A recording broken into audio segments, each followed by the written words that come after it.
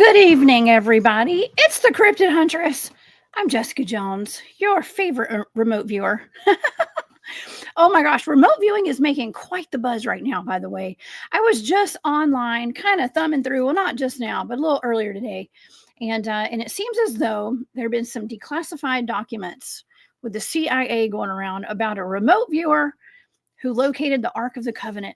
Wow, now remote viewers are going to be popular.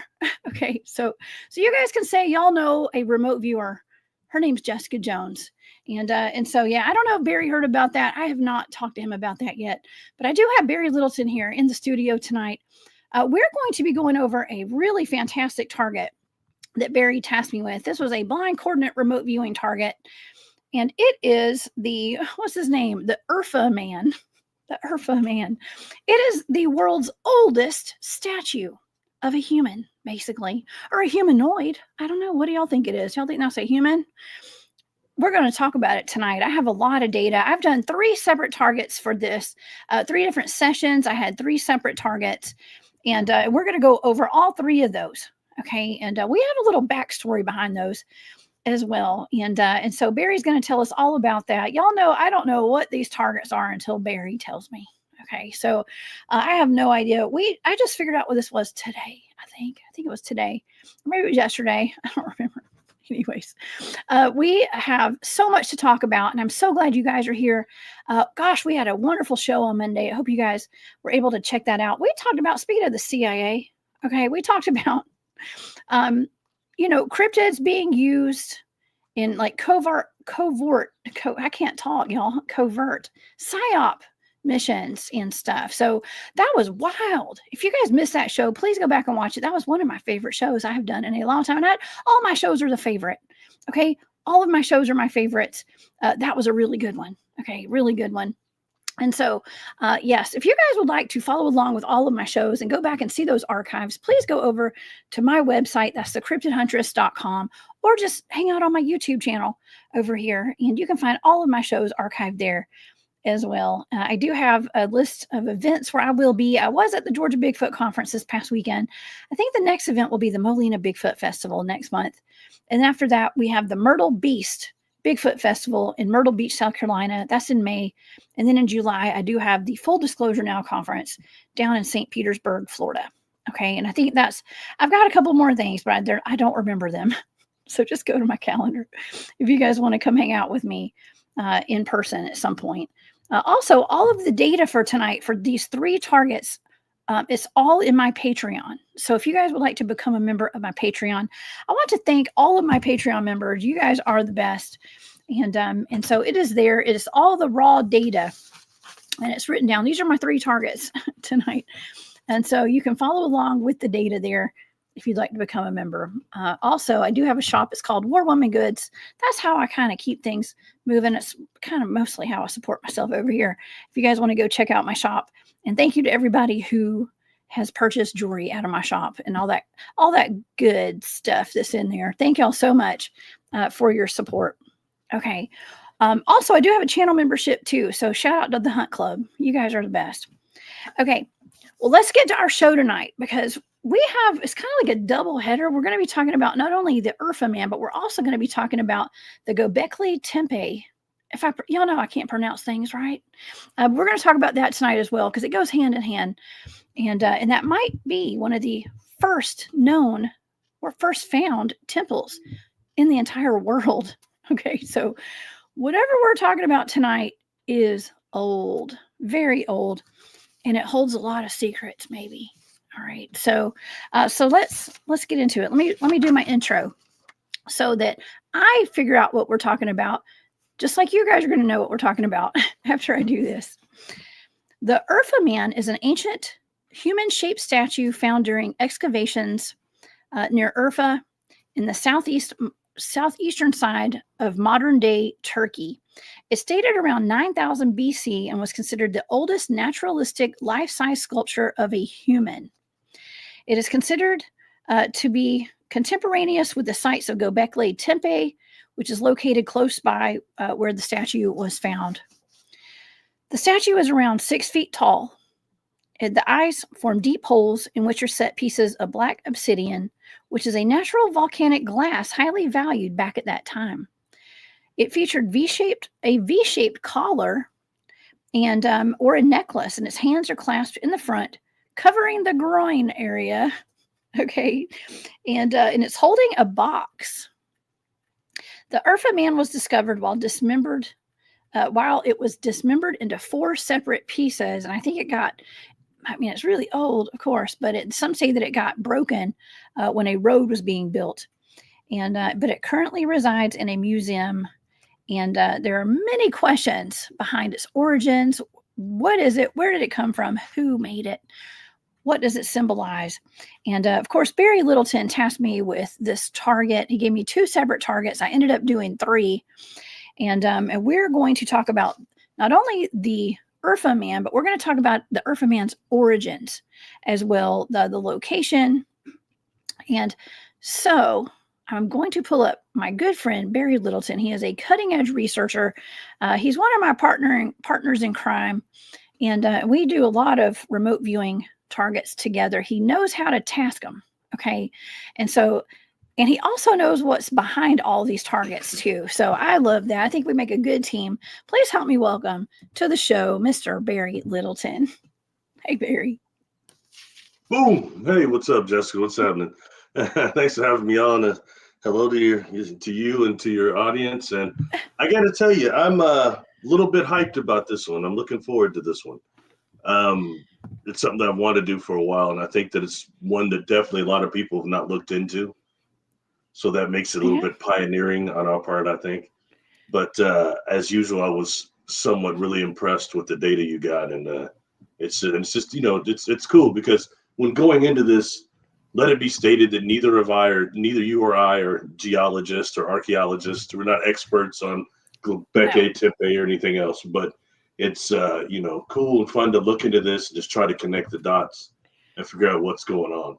And the whole reason why I suggested this target is odd anyway. I'm getting booed for it anyway, I'm sure. So I will once I tell people. So it's all right though. There's no booing. Hey, listen, I think it's great.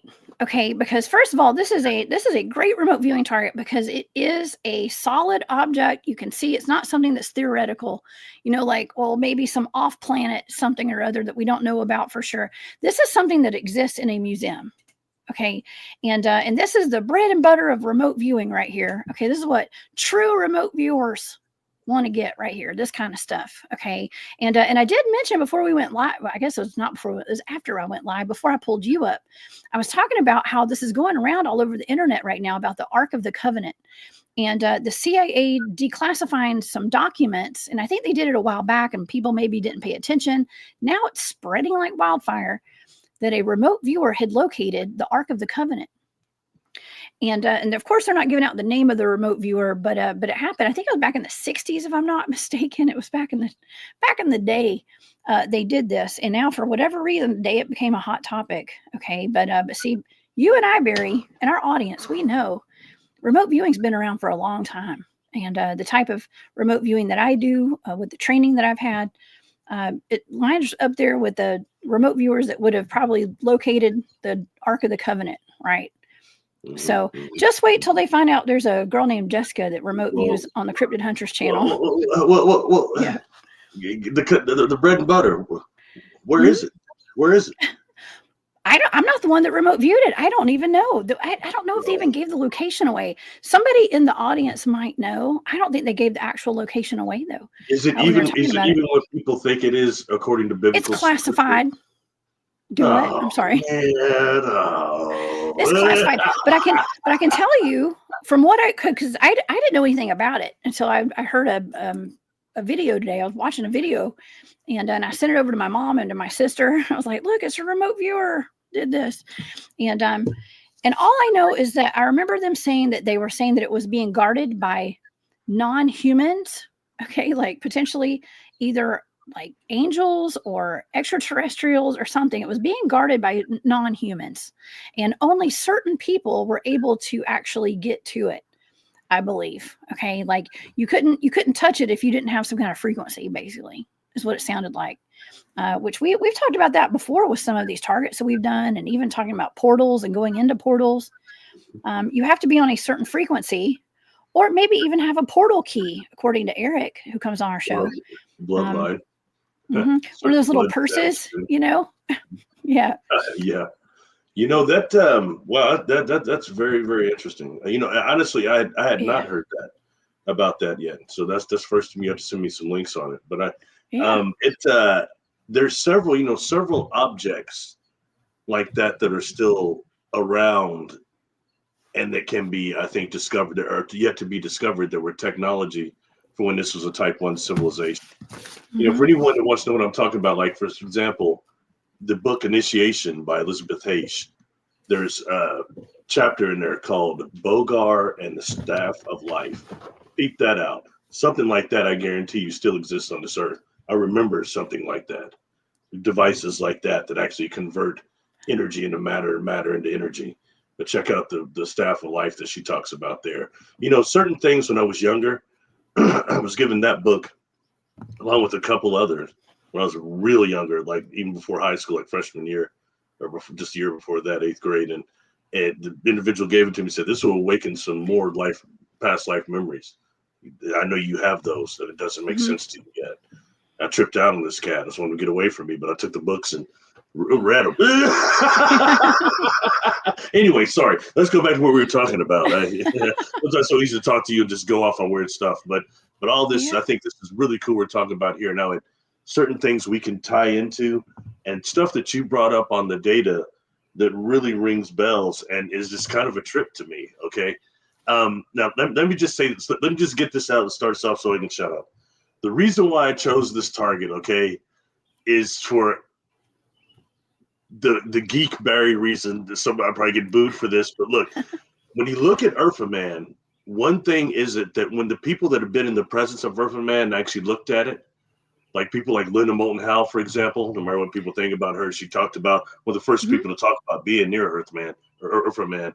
And she started saying she felt like she was entranced by the obsidian eyes. And then it emitted some type of a hypnotic thing, it felt like. Okay. Now, when dealing with that, I want everybody to keep in mind what they have now that they call those Superman chips. Have you heard about that? The Superman chips that are these type of pure crystal chips that they're encoding with information that is like so much more that can hold on there than anything silicon can do. It's they're calling them the Superman chips, but they're this certain crystalline lattice that they're storing information on. And there's thinking that that's how actually, when it comes to ancient structures and statues like this, how information is stored in them at that level. Okay. And when dealing with Urfa Man or something like that. Now, okay, sorry, I'm getting too excited. I'm probably getting off target. Urfa Man, to me, this is where people probably go say, oh, boo, boo. But hey, look, it is what it is. I'm a Star Trek fan. Look, and Urfa Man looks like on Star Trek Deep Space Nine, there's a character called Odo, the Changeling. He looks like Odo. Okay, and if you look at what he has on, that's a good picture. Thank you. And that guy used to be on the show called Benson. You're close to my age. You might remember Benson or Soph. Yes, he was on both those shows.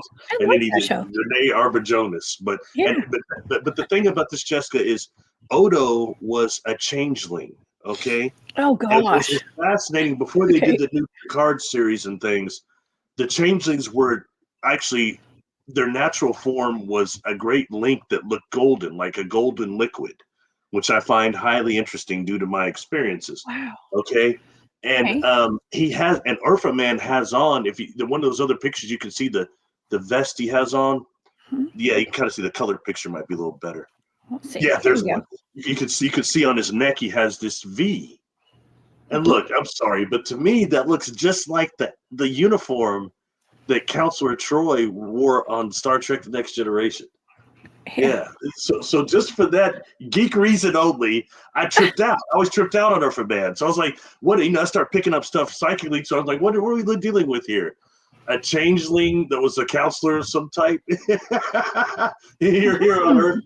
And now, now after seeing some of the data you had, I would almost question a musician of types too. But we'll go into that later. Oh yeah, that was weird, wasn't it? Okay. Yeah. Oh well, I just want to make a statement, y'all. Everybody who's listening and watching, Barry and I have not discussed the data in person yet. This is the first time we've messaged back and forth, but we have not talked about it. We straight up said, hey, and then we hit the live button and we went live. So whatever we talk about tonight, we're going to be talking about it for the very first time together, discussing the data. Right, Barry? Yeah, so This is gonna be fun. People can watch me getting all tripped out, man. That's basically what it is. Right. Biting off more than I can chew as usual. That's all right. Oh my gosh. I think it's great. I'm super excited about this one. I was not familiar with the Urfa Man. I remember hearing about it from you. You've brought it up before, and so I'm familiar with it from that, but I don't know anything about it. And the strangest thing is, I actually drew a picture in my last target. It looks just like it. Okay, that right? Was a trip. You gotta show that to people. It looks just like Let me show it right now. Go for it. I mean, it's just an outline, okay, but this is what I drew for my last target that I did. I drew that because that's what I was seeing. It did look like a statue or something. So I thought that was kind of cool. And I know it's kind of basic, and people would look at that and be like, oh, whatever, that could be anything. Well, it looks kind of like that a little bit. You know what I mean? I thought it was cool. And something else worth mentioning is that he's holding something that appears to be a box. I've heard people try to argue and saying that he's actually holding a phallus, because there's some other statues that are they're not Olmec, but they're anyway, somebody in the chat will know. But and if you notice something else on the bottom of that, you see that H there. You remember, it looks almost like an H. Yeah. There's that place that has those huge stones that are H that are like stacked up. Somebody in chat probably knows exactly where that is. I think that's interesting. So we're dealing with a correlation there. But but it appears to be a box to me, not a penis that he's holding. But these other statues that they compare him to are holding phalluses. Okay. Oh, it does look like he is holding a phallus, actually. And and I was actually going to pull up a picture, but I decided not to do it the last minute, from a Saturday Night Live skit with a box, and that's all I'm going to say. Y'all know what I'm talking about. But my mom watches this show, so I wasn't going to pull it up. That just went way over my head that time. Yeah, good. Was that Chevy Chase or something? Or? It was Justin Timberlake with a box as a gift, and that's all I'm going to say. And it was reminding me of this. Y'all, I still like to have fun here, y'all. Okay, I'll tell you after the show, Barry. I'll tell you after the show. I'm sure somebody in the chat will put it. I can't wait. The anticipation. They made a song about a gift in a box. That's all I'm going to say. Oh, man. Okay, but let's go back to, let me show the picture again, because it does, for whatever reason, I mean, this is the oldest known statue of a human form. The oldest. And I think that they said that there are actually some smaller little statues that have been found, but this is an actual human size. It's 1.8 or 1.9 meters, which ends up being around 6 feet tall. I did the math. Okay. And I hope I did the right math at least, but it's around 6 feet tall, maybe six, it said 6.2 feet. Okay. And so it does actually, when from far away, it does look like it's holding a phallus of some sort, but then it looks also like a box. So, but here we go with another box or a cube too, right? Like, what is that? Did you give me that as a target? Just the box, or is it just the full figure? The full Urfa Man thing. Yeah. Okay. Yeah. I mean, the box being included, I guess, but it was more the being itself. Yeah. I'd be like, why did you give me a phallus to remote view, Barry? Yeah, the nod, since I'm a non-pornographic brother. I'm a non-pornographic brother. I was sticking to right? You kind of did the right thing. Yeah, you did the right thing. That's funny. Oh my gosh. But but for this to be the oldest statue of a human form in the entire world, that says a lot right there, Barry. I mean, it doesn't mean it's the first one that's ever made. It's the first one that's survived and has been found. Mm-hmm. Okay. But yeah, it is a man. It's a little interesting. And so what is all the fuss about it though? Like, I know it's like old, but do people think that it's an alien or something? Like what's the word on the street? I don't know. I can just tell you what I noticed about it. Okay. But I know I use, sometimes I'll just go for older text I've read that will be like reference, and this is one that the book I have issues with. It almost hate bringing it up in the Uranta book, okay? But it talks about that area, okay? And a race that was colonizing it, and what they called them was Andites, Andites. Okay, and for those people that actually have this book, since it's rather big, you can turn to page 871. Page 871, towards the bottom, it talks about the Andites, and it describes them as being a mix of the violet race that inhabited Earth back then, violet race. Okay, purple. And then also being mixed with them. And did you say Urkel? What'd you say? Purple, like the color purple, violet. Yeah, the violet race. And there's another part here. That's one of the problems I have with this book is the racial part. But in the racial section, this book, another part of it, it does talk about the violet race and the blue race and the other races that were here on Earth at that time. Okay. Anyway, and it says that they're part of the violet race and that they were mixed with the Nodites. And Nodites. I've done some videos to think about that. And the Nodites are what you and I would call kind of Nephilim.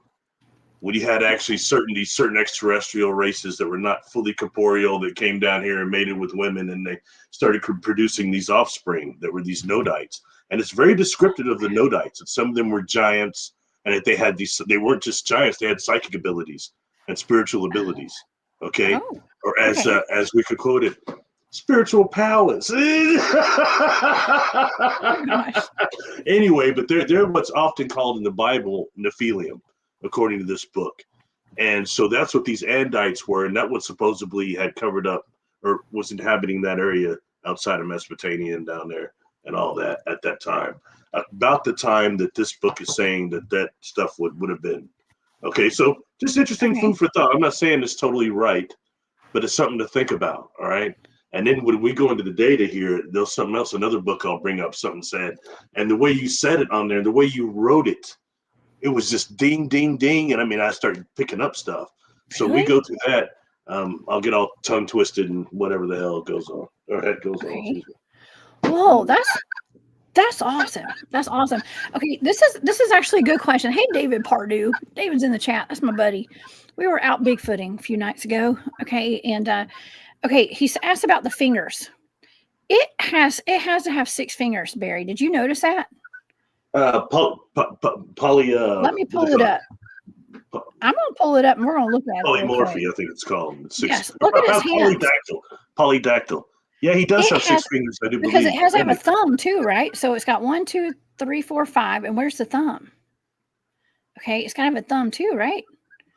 So well, it looks like a thumb right there in the corner. When I'm looking at it, because it's shorter than the other fingers. Oh, okay. Well, I thought it had 6 fingers. I was like, maybe it's I'm only seeing 5. I'm not seeing 6. 1, 2, 3, 4, 5. Okay. Well, I thought maybe it was hiding another one. I thought that was its pinky. I thought, well, maybe it's got a thumb on the backside. Because I mean, I don't hold things like that, but I mean, okay. I usually put my thumbs on this side. I don't know. That's a good question, though, right? you would hold your phallus like that? Oh, I mean, God. I'm sorry. What? I don't have one of those. I don't know. I don't have one. We really off that. Anyway, go ahead. Go through the data or something. Oh my God. I was worried. That's why I didn't pull that picture up, because I thought I was like, it's going to make the show go south, but it's going to go south regardless. Hey, you know what? Nothing will ever be worse than the day you pulled up the goat boy. That was it. Oh, that was you know, I lost track of, I couldn't even remember what we were talking about, man. That was oh my gosh, I don't know either. Yeah, we do have fun over here. We do, even though we're trying to solve the mysteries of the world, but I mean, we can't help but laugh. I mean, it's fun. If we're not laughing, we're trying. It is fun. And real quick, I'll just say something. You know, I see it in the community a lot right now. The attacks are up. My God, the attacks are up. And you have all these know-it-alls that come out of nowhere. They're telling everybody things. They can't prove nothing. They don't know anything more. I don't know very much. And most of these people know less than even me. But they're these experts, and they're attacking people. You know, right now where you and I are coming from, neither of our are gurus. I'm not a teacher. I'm not a counselor. I'm not a therapist. None of these things. Right. There's no cult following here. Nothing like that going on. It's just simply fun information to put dots together And some of it is hopefully Yes. information at times that will help people's lives. Some of the stuff we've gone over with, especially about negative identities and emotions and things, is stuff that can help people's lives or steer them away that Yeah. the stuff they just need to hear or find out about enough to, find that avenue. That's important. And it's easier and more subtle than we think most of the time. So I have great appreciation for you, for your audience who doesn't normally boo me or that boo most people. They're real cool, very forgiving audience. Oh my gosh. Well, everybody's super cool, man. We have a really good time over here, and I'm just as shocked about this target tonight as everybody else is. I'm not saying I'm shocked, but I'm saying I'm inquisitive about it because I don't know anything about this statue. I don't know anything about Göbekli Tepe. I can't even say it. Okay, but I've been hearing about it, and I've been hoping that I would get that for a target one day. I'm not gonna lie, but so is this statue supposed to have been found in the Göbekli Tepe, or is it close by? It was found there. Okay. That had to have been a big complex, right? Well, Göbekli Tepe, from what I was reading, is like one of the most it's an ancient temple, maybe something that was like a religious site. Let me pull some pictures up. I know that so much of it is, it like blew out of the desert, basically. Okay, is how it was discovered. Out? And even since the last that I've seen, I recently saw, it was either Unsolved Mysteries or maybe even an Ancient Aliens. In one of the later ones that they were talking about Göbekli Tepe, and they found so much more that now they've uncovered. And and I'm sorry, I meant to send you some of the pictures of some of the unique animals and things they found near Urfa Man, and some that might not exist anymore. And something else that they showed on there. There's one that on that one, hold that one. You have several birds there. You see those birds? I see a vulture, which is actually it was a symbol for Isis as well in Egypt, ancient Egypt. Wow, now, if you go back to this Uranta book again, they talk about these beings. I think I mentioned this on here before. These are very large birds that they call in that book Fandors, Fandors. But when I look at the way they describe the Fandors, they sound like, in our geological fossil record, what's called the Teratorn or Thunderbird. I was thinking a condor, maybe. The Uranta book describes how they're actually these people with these bloodlines were using those for transport. Okay, and there's another picture that is in Göbekli Tepe that looks like a giant riding one of these giant birds, but its head is cut off. So I'm not Barry, sure. wait, I should have sent you that. I'm sorry. Wait, you're just okay. Let me get this straight. You just said that people would ride the birds? Yeah, they were transport, these Fandors, these Teratorn.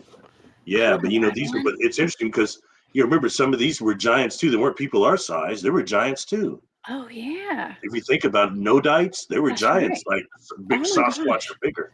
You know what I mean? So yeah, that and then I'm sorry, I should have sent you that picture. There's a picture of one, and the individual has its head cut off, or the head has been erased. But it's a giant being riding one of these giant birds. Oh my and I think that's exactly what they're talking about in that book. Okay, that's amazing, Barry. You do such great research on all this stuff. I appreciate it big time. Oh, thanks. I'm just tripped out, brother. Be all tripped out. And it's cool because we're on the internet, so I look real smart. So if people meet me in person, they ask me a question, I might be going, doy, and can't answer it. Duh. Oh my God. We're not really smart. We just play it on TV, right? I'm just kidding. Yeah. I'm just kidding. General Hospital, Yeah, right. Oh my gosh. I'm a fan. Anyway, sorry. That's hilarious. Oh my gosh. Well, that's really cool, and to see things like that, it looks like what I thought would be a vulture, I guess, or something like that. I mean, was real common, and like what you said, what did you call it? The Fodor? Fandors. Fandor. Fandors. Yeah. It looks very Egyptian to me. Okay, it just does. But I mean, maybe it's just that I don't know. That's wild. I'm sorry I didn't send you that picture. That's one of the major ones I meant to say. I knew I was missing something, but people can look it up online. Göbekli Tepe and person riding bird. They'll find it. Oh my gosh, the bird rider. Okay. Well, let's go over some. I've got some facts here about the Göbekli Tepe. I forgot, Barry. I did print something out. I was getting some facts together today, and I forgot. Okay, so it's estimated to be over 11,000 years old. Some people say 12,000 years old. It dates back to the pre-pottery Neolithic period, making it one of the world's oldest known temples. It says the ancient builders of Göbekli Tepe were ancient hunter-gatherer communities that lived in the region, and it challenges previous beliefs about the capabilities of such early societies. Now, the significance of the Göbekli Tepe, it represents a complex religious and ceremonial site with large stone pillars carved with intricate animal motifs, which sheds light on the development of early religious practices. And it says it was discovered in the 1960s, but it was not until the 1990s that its true significance as a Neolithic site was recognized by German archaeologist Klaus Schmidt. Okay, it says that the stone pillars at Göbekli Tepe are believed to have served as support for wooden roofs or as a part of larger enclosures used for religious or communal gatherings. And the stone pillars adorned with intricate carvings of animals include birds, foxes, scorpions, and snakes.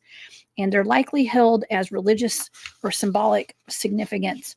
But the consensus is this was a religious site.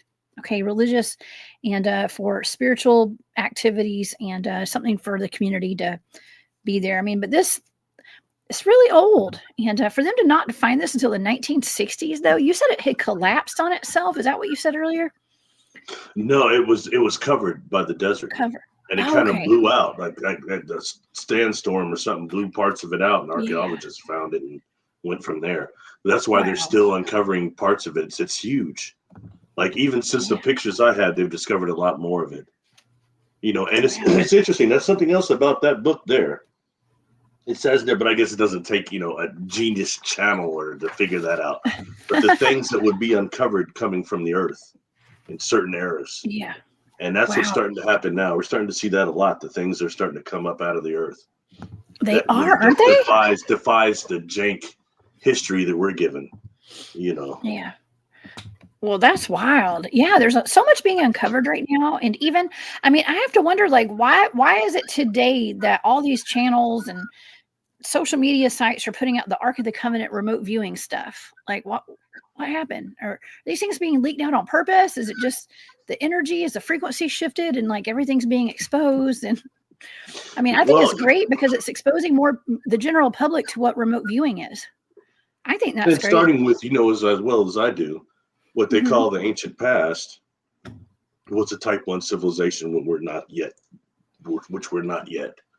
And we're given the crap that like they were just all using these square wheels and stuff like that when that's not true at all. And what you had is a type 1 civilization that was dealing with extraterrestrial factions, part of galactic trade, and you had extraterrestrials. They're still on Earth now, but it wasn't this great hidden thing that's going on now. You had different factions doing different things, and this really was, some type of laboratory, still is laboratory experiment / garden. It's several things here, but it's that's just can't be hidden anymore. All we had before, what you're doing now, and I'm convinced that what you're doing in remote viewing, there's probably other aspects of it that will be incorporated, but it's part of galactic communication. I do believe that, and I think that's going to be exposed. And we're catching on to it now. And that's why, I'm sorry, what's that? Yeah. Right as you said that, my ear started ringing really loud as you said that. But, but that's why I think there are entities that have been dispatched to throw people off that are doing remote viewing or to give them false visions. Yes. Things like, hey, don't go into the light, go get trapped on Earth instead, but we're not going to tell you that. Just don't go into the light. You know what I mean? And then things like that. But these false visions people are giving this, and crazy for us to not think that we have these beings that have given us religion, that know us, give us these negative identities, negative self, fuel that, and to think that they're not going to be on to the latest thing going on right now, which is remote viewing. They're going to be targeting you all. There's probably entities that are specifically designed to target remote viewers, and now that humanity's gotten to that level consciously, it's all. Yeah. That was wonderful. I think it's great. Yeah, I mean, we need a society of switched on psychic humans, okay? Because we're all psychic, become switched on. And I just want to make one little point though, and I got to say this because I was looking at some of these Instagram pages that were putting out this information about remote viewing, and they're all like, well, it's remote viewing, so I don't really trust it but this is weird because now I got to expand my thinking. And I mean, basically that's what they were saying. And the comments were like brutal again, like brutal. Remember I told you there was the remote viewers were going on the Sean Ryan show or something, and people in the comments were just like, oh, it's witchcraft, burn the witches for doing that, that kind of stuff. So there still is there's still a stigma by people about remote viewing and stuff, but I think that it's softening up a little bit. I really do, because now it's becoming mainstream now. And I think more people that are really genuine, that have been really trained in it, and are not just doing astral vision. Look, I do that. I'm psychic. I do that. I do that a lot. Astral Everybody vision, can do that. But that's not the same as remote viewing in terms of collecting the data and just trying to put it in a systematic way. It's a good way. I think this is good for people to deal with. It's interesting. Anyway, it's I think one of many things, we're just now being showed some of the things of what we are and what we can really do. So I mean, it's really impressive especially when you start dealing with like hypnosis and people when they're in the quote unquote higher self. I prefer the term super consciousness. What we're really capable of. We have control of all that part of our mind and are able to access those higher faculties. We're much more than we think. Much more. You find that when we go through these past life incarnations, whole nother thing going on. That's why so much of what we're told is not true. I'm sure there's all sorts of stuff that goes on, but as a standard, like the false light stuff and all this other stuff, that's not standard. Not saying it doesn't happen, but it's certainly not the standard. I've dealt with it a lot now and not encountered it yet. You know what I mean? When it does, I'll tell people, oh, I ran into it. It happened. But it has not yet. So I'm not going to try to force it. But that's where we are. We live in fear here. And that's just the way it is. Fear and pain and trauma. My favorites. Just kidding. yeah. My favorites. You gotta have you gotta experience the dark to be able to see the light, y'all. Okay, and so there's a reason and a season for all of it. Okay, there is, and so that's why we talk about dark stuff and we shine light on it and we have a little fun with it. Okay, and so that's why I love doing this. It's fun, and so speaking of shining the light. I'll love me some Steve Wolf. Hey, Steve. Steve says, I've heard from several that Göbekli Tepe was intentionally covered up. Yes. I totally believe that. Yes, and that's what the Urfa book says, too. The civilizations in the Mesopotamia area and around over there were intentionally covered up. He's 100% right. I agree with that. I think a lot of places have been covered up, right? At one point, we had these cataclysms on Earth, too, that covered a lot of stuff up, too, just to make it, more interesting on things that can come out of the earth at this certain time. You mean like a mud flood or something like that? Yeah, the mud flood. Yeah, like the last flood, probably. Yeah. That would be one. Another one would be the meteor cataclysms also that came down in the Dryas period that Randall Carson talks about. That would be another one, and that was just that was at the end of the ice age. So you can imagine what happened at the beginning before. It's Earth is way older than that. Yeah. Well, even in the United States, let's go to the United States for a second, because I would get on my soapbox about that whole Lake Norris thing, where we're covering up ancient Egyptian temples and settlements, and putting man-made lakes over them. And if people don't think that our true history of the United States has not been covered up, and even with the national parks, I know that we say, well, it's because, maybe some people think, well, maybe it's Bigfoots are in that property and they don't want us to, I was at a national park this weekend and the roads, they lock the roads, they close the gates, they lock them. We don't have access to them. I know there's Bigfoots in there. I know there's dogmen in there. There's pale crawlers, whatever's in there. And they deny our access to places like that. These are national parks. My family sold hundreds of thousands of acres to the government about 10 years ago, unfortunately.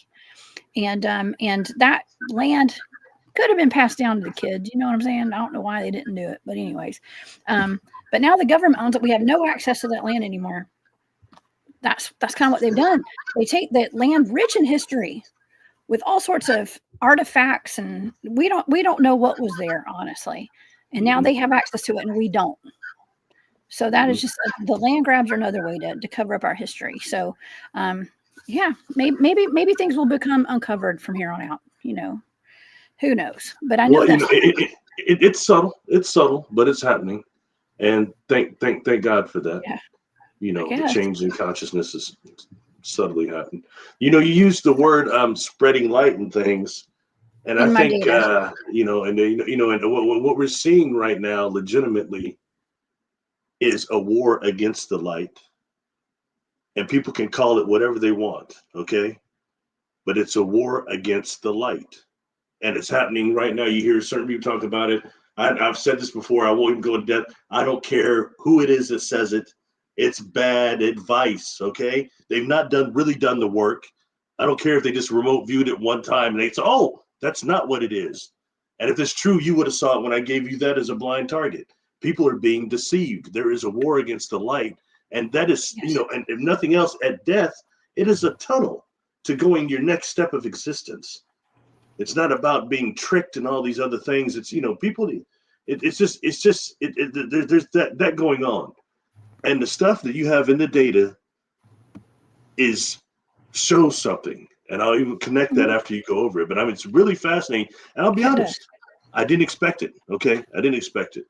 I thought maybe we get some, something like what I was saying, Odo. But this is something slightly different. What you were describing. Okay. And I think it's noteworthy at very least. Very least. Yeah. Oh yeah. Yeah, definitely. And maybe is actually pointing out, and I know we'll probably get to this later unless you want to talk about it now. Barry and Jessica, the Urfa Man is part of the Moai and the Toltecs, seeing how they all look the same, and they are Andites. Andites, the Andits. You were actually going to be making that connection tonight, right? Well, actually, the Moai and the Toltecs, the only thing that seems to be similar to them and Urfa Man would be the chin structure. One of the pictures I gave you says the Olmecs, and it's got a picture of Olmec and the Toltecs type of yes, here chin deal. Yeah, right there. Thank you. Yeah, so that there is something similar. And when dealing with some Olmec statues, when you look at those old Toltec statues, they look similar to Olmecs also. And I've made connections before, and I've said, I believe that the face on Mars is actually an Olmec head. Wow, yeah. Is what I believe. And that takes us all to that thing about how there was some brothers on Mars no one wants to talk about. You have some contactees named the UFO twins. They claimed that they went to Mars, they had a contact there, and that there was black, like not grays, but these beings from Tau Ceti that were smaller, looked like the body frame of a gray, but they're melanin dominant. And it's that Marvin the Martian that is Disney is like based off, or comic cartoon is based off them as far as image. Okay. So it's things like that, but we don't really hear about that. You know what I mean? Because people avoid in these communities when it comes to melanin extraterrestrials. Nobody wants to talk about it. You already know that, and we won't even go into that deal again. But when bringing up stuff like that, and by the way, that face of on Mars that looks Olmec related, it's part of the Cydonia complex. Okay, and that Cydonia complex is where those pyramids are located and other things. And there's a very interesting book by these gentlemen called the Sidonian Codex. Check that book out. They make a lot of representations, like comparing certain things in that Cydonia complex, like even the face of Mars compared to like the jaguar mask that's found in the Mayan temple, and those different masks and things. They start really doing these. One of them's called the Venetian mask, I believe, but they do these comparisons. It's really good food for thought, Oh yeah. Tennessee Kentucky Bigfoot says his family's town is under Norris Lake. Oh my gosh. I'm so sorry. I'm sorry to hear that.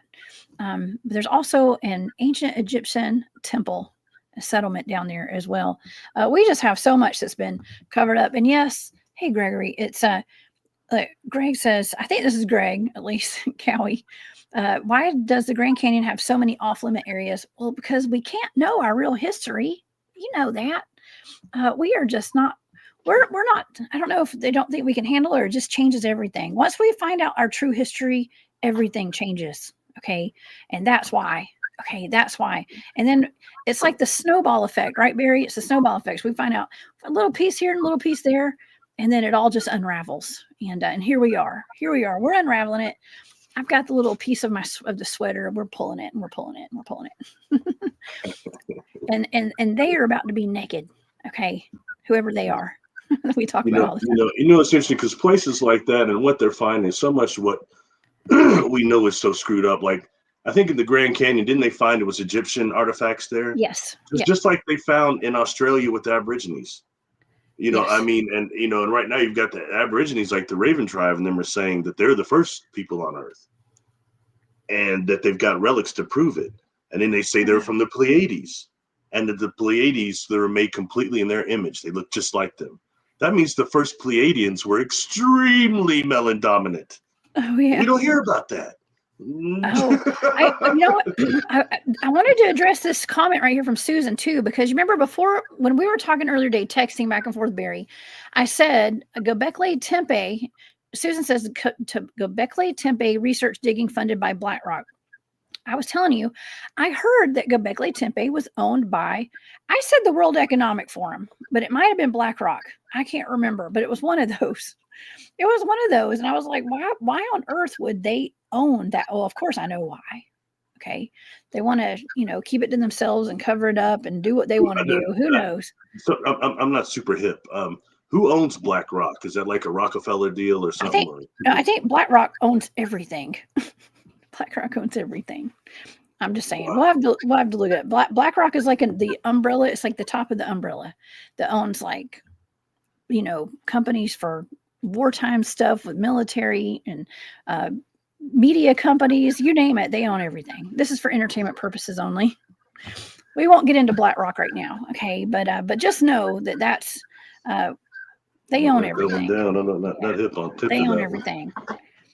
Yes. Okay. Well, let's get into the data, because we kind of need to explain a little bit about what happened with the data, because I did 2 targets to begin with, and then I did another target today. So I did those 2 targets. Was it yesterday, I guess? And then I did 1 target today. Okay. Because that first target that I did was just not on target at all. Okay. Not in my opinion. Right. I did 2 targets. The first target was the Urfa Man. That was just the target, was the Urfa Man. Now, the second target was the origin of the Urfa Man. And I did get like a geographical, I was seeing a map and I wrote that down. But that first target, the first time I did it, I was completely off target, I guess. Like I thought I was remote viewing a spacecraft or something. I think when you asked me what I thought I was remote viewing, I was like, well, it seems to be something. First of all, I felt I was picking up on a royalty vibe, something of royalty, like something expensive. Like I even drew what I thought was a crown. Okay, so it looked like a crown, and I was also picking up on. I kept writing Alaska. I wrote Alaska twice on here. Okay, but I was seeing something about it was. Let's see, what all did I write down? Something about I wrote down gemstones. I was picking up on a vibrational frequency when it came to some kind of rocks or gemstones or something like that, and it was something about the composite of the stones is what I was writing down. So maybe it wasn't completely off target. Okay, but it definitely had. I wrote down metallic. I was seeing gold, a lot of gold, and a queen and a crown. Something that was healing, like a healing. Maybe this is a healing center or something. I mean, because that was in my data, and but I was picking up on telepathy and psionics, and a concert, which is interesting because it could have been someplace that they played music and stuff. Because I was picking up on sound frequencies and a concert, and something where royalty was. And a critical mass of people, like a lot of people as well, and something that was on higher ground. I actually wrote down 2. So I was picking up on 2 different bands as well. I picked up on Depeche Mode and Pearl Jam because I kept hearing that song. I don't know. I've never picked up on Depeche Mode at all. I don't even know any. I can't remember any names of their songs. But I wrote down Depeche Mode in this I data, thought y'all. the best mode was always all right. Yeah. Right. Yeah. Well, but I was hearing that song "Even Flow" from Pearl Jam, so there could be some kind of symbolism in that song "Even Flow" because I was hearing like butterflies and things like that. So if anybody knows, if you're a music buff, have at it, y'all. Figure out what it is. I don't know, but I was definitely, so I wrote down a dirt, pitch, ground, higher ground. So I was definitely like on a landscape for sure, and something that was. I was uphill and it was going downhill. So I was on higher ground and it was on top of it was a landmass that was up higher than the land around it. Okay. And definitely got that. People journeyed to it because I was picking up on a journey. So it was somewhere where people would journey to. I also picked up on things that are sharp. So maybe that's the rocks or something around there. I'm not sure. But definitely picked up on a concert, telepathy, and psionics. So I do 100% do believe through this data. I think that there's something to do with. Oh, it says on the next page concerto. Okay, that's got music too, and I actually wrote down musical. Okay, so maybe this first target wasn't completely off. Now I wasn't remote viewing the however you say it, the Göbekli Tepe. I wasn't remote viewing that, even though this data kind of lines up with the Göbekli Tepe, right? Mm-hmm. Okay, or Göbekli, however you say it. Okay, so but I wrote down concerto and musical, intelligent, sound frequency and sound intelligence, and I wrote the spinning thing again, like another spinning drawing, like a portal or something that's in a circle with an arrow going around like that, and I heard one giant leap for mankind. I heard a voice say that when I was remote viewing, one giant leap for mankind. And so, but something about, I actually, at the very end of this target, I did pick up on something that was very adventurous. I was feeling adventurous remote viewing this, and I wrote down dark frequency and magic. Okay. So I'm picking up on a place that has, I'm not going to say it was completely like religious, but there was something spiritual about it. It's a spiritual place probably a place of power. And I was also picked up on magic, and I picked up on music, magicians and musicians. Okay. Hey, Amy, I see you in here. What's up, girl?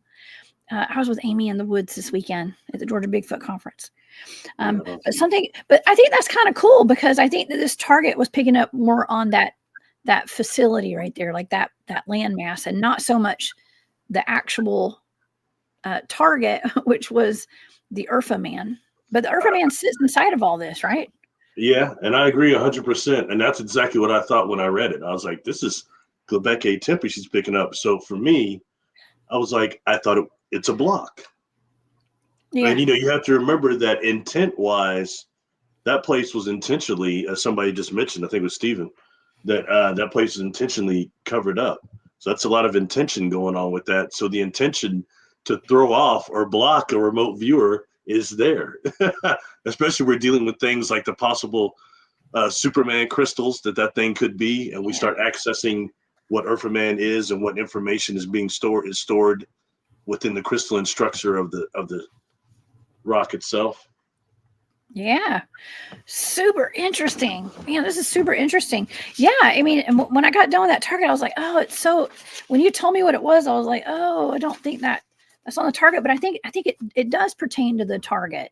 I think it's the environment that this thing was sitting in. Okay. Well, let's go chronologically. Okay. It was that, and then you did the other target, and then I did other coordinates. We did 3, and I didn't reveal that was the first one. What it actually was. Yeah. I still didn't know what it was till today, y'all. When you did the second one, the second target was the origin of Urfa Man. Yes. And what you got there was interesting, as it was not just Göbekli Tepe, it's something different you got there. And I didn't know what you might get. I don't know. I can't give you the history, the genealogical history of Urfa Man. It's not like that, But anyway, nonetheless. Well, it's interesting because what I was seeing and the way that I could describe it, I should have pulled a picture up for tonight, and I forgot, but I was seeing what looked like the FEMA map. in the United States. Okay, like where everything is divided into regions. So I was clearly seeing a map. I'm not saying it was the United States, but it was something that's similar to that, like where there's different colors of different regions and stuff. And I actually kind of drew that as my drawing was like a place. It was like a place. It was a land that was divided up. And I know that's so basic, y'all. I know, but that's what I was seeing. And so some of the data. Let's go to the sensory data. My sensory data was hot and heat, misled, believed, uncomfortable, baked, draped, regional, and divided. That was my sensory data. And like a desert planet, man. It's hot out there, y'all. Okay. It was hot. I was definitely picking up on somewhere real hot. I was in the desert or something. And but I did pick up on rain too. Okay, because I actually my analytic overlay, after I wrote down hot and heat, the first thing I wrote down was rain and fire. I actually wrote rain, fire. What if something rained down fire? That'd be wild, right? So I wrote down rain, fire, misguided, fury, sound and fury, believe, coded, tapped in, smoke. So I was picking up on fire and smoke. Okay. Okay. What I pick up real quick. Okay. What I get when I read it then and I get now. I'll just mention it. I'm interrupt. I'm sorry. But when the firing rain, I want people to think that's actually you're dealing with. I think somewhere with a weak atmosphere and meteors are coming in. Anybody that's again a geek like me for a science fiction reference, the old Flash Gordon movie with Sam J. Jones. I met that guy, by the way. But at the beginning of that, it started off with Meeg was hitting Earth with hot hail, and meteors are coming. But that's when if you deal with a planet that has a weak atmosphere or a different atmosphere, you're describing kind of that type of activity. Wow. Hot hail from meteors. It's kind of anyway. Food for thought. Wow, I know. Well, it was raining fire. That's really wild. Okay. Well, all right. Well, the next thing I got. So after I wrote down smoke, I was picking up on smoke. I wrote west and westward. So I was definitely going west. That'd be to my left over here where I'm at right now. It's to the left. And so I wrote west and westward, cloaking. I wrote cloaking and drapes. I wrote drapes. Zoned out because I was picking up on all these zones, right? Like a zone, like there was an area and I was seeing a map that was divided into zones. And the way that I described it to you was like a FEMA map. Okay. But I wrote, okay, so this is going to show where I used to live in Atlanta and we were divided into zones and I used to live in zone 6. East Atlanta in the house. What's up, East Atlanta? Shout out to y'all over there. So I think there may be some songs about zone 6. And but anyways, yeah, I live there. So zone 6, I wrote zone 6 and zone 3. Okay, because that's what I was seeing. And that's just in my analytic overlay. I was trying to make sense of what I was looking at, y'all. But I wrote down FEMA disaster zones. I literally wrote that down in the analytic overlay. And I pretty much just did one page of data for this because I was like, I don't know that's pretty much all I got for that. So I kind of closed the session down at that point. What I took from that was like, there was some sort of disaster and maybe it was a place that had to be divided into regions and zones, kind of like FEMA would do. I don't trust FEMA personally. That's just me. Okay. Where we've seen how that worked. Entertainment only, y'all. Educational purposes only over here. But yeah, you gotta, use your own discernment, y'all. Okay, with this kind of stuff. The government is not always your friend for educational purposes only. It kind of reminds you, what is that movie where they divide all the kids up and they have to go? It's like the Hunger Games or something. It's kind of like, I'm not saying that's the equivalent, but. Oh, good. Sovereign Cosmic Wild Man. He says FEMA has been liquidated. I don't know. I don't keep up with all that. I was liquidated. Yeah, liquidated. Oh my gosh! But that was what I was picking up on for this target was a place that was very much like a FEMA disaster map. Okay. And I'd picked up on fire and I'd picked up on, This No, this no, place que- this place is really old, so we don't know what else question: happened Do there. you feel this was a different planet, or perhaps a different dimension of Earth, or what do you feel? No, I think this was three-dimensional right here and right now. I mean, not yeah, like right now, but yeah, I don't think it's But, like but interdimensional. What do you mean? do you think it's, well, the example? Do you think this is an extraterrestrial planet, an exoplanet, or do you feel it's another dimension of Earth? That's my question. Wait, I Does thought that the make sense? target was the site of like where this place is. No, the target was the origin of Urfa Man. Oh, very interesting. Okay. Yeah, I thought it was here. Okay, that's what I was getting. It was from here, but I don't know. Yeah, that I don't know, Barry. I mean, I did not have any kind. I didn't have any kind of off-planet data for this. I didn't. I did not have off-planet data. So, um, I have Zone 6. It's probably it came from East Atlanta. I'm just kidding. It came from East Atlanta. Yeah, no, it just regional. I literally did not have any kind of off-planet data for this. So, what do you think about that? I mean, something westward. I mean, I wrote west and westward. There was now we can go back into the other target. Okay, we got another target too to go through. This is number 2, right? This is yeah, what I'm doing is number 2. Now, if we want to go back to that first target where I was thinking like I was picking up on the Göbekli Tepe, right? Yeah. That's what I think I was picking up on for this target. I actually was picking up on a triangular craft. I literally wrote down a triangular craft. I was hearing buzzing You and whirling. you see where I was at on this though? Yes, For I me, see now. For me, Yeah. it's the first one was Göbekli Tepe here. Yes. Even though that wasn't the specific target. Yes, but there I was picking up on a one. triangular craft. Which one? I'm sorry, which one? The first one, the Göbekli Tepe, I guess. Like what I mean, the first target you gave me was this Urfa Man. But see, I wasn't so much picking up on the outline and the body of the Urfa Man. I was picking up on the location where it was at. Exactly. Apparently. Yes. And I did pick up on a triangular craft of some sort. There was an advanced civilization there. I believe this was advanced.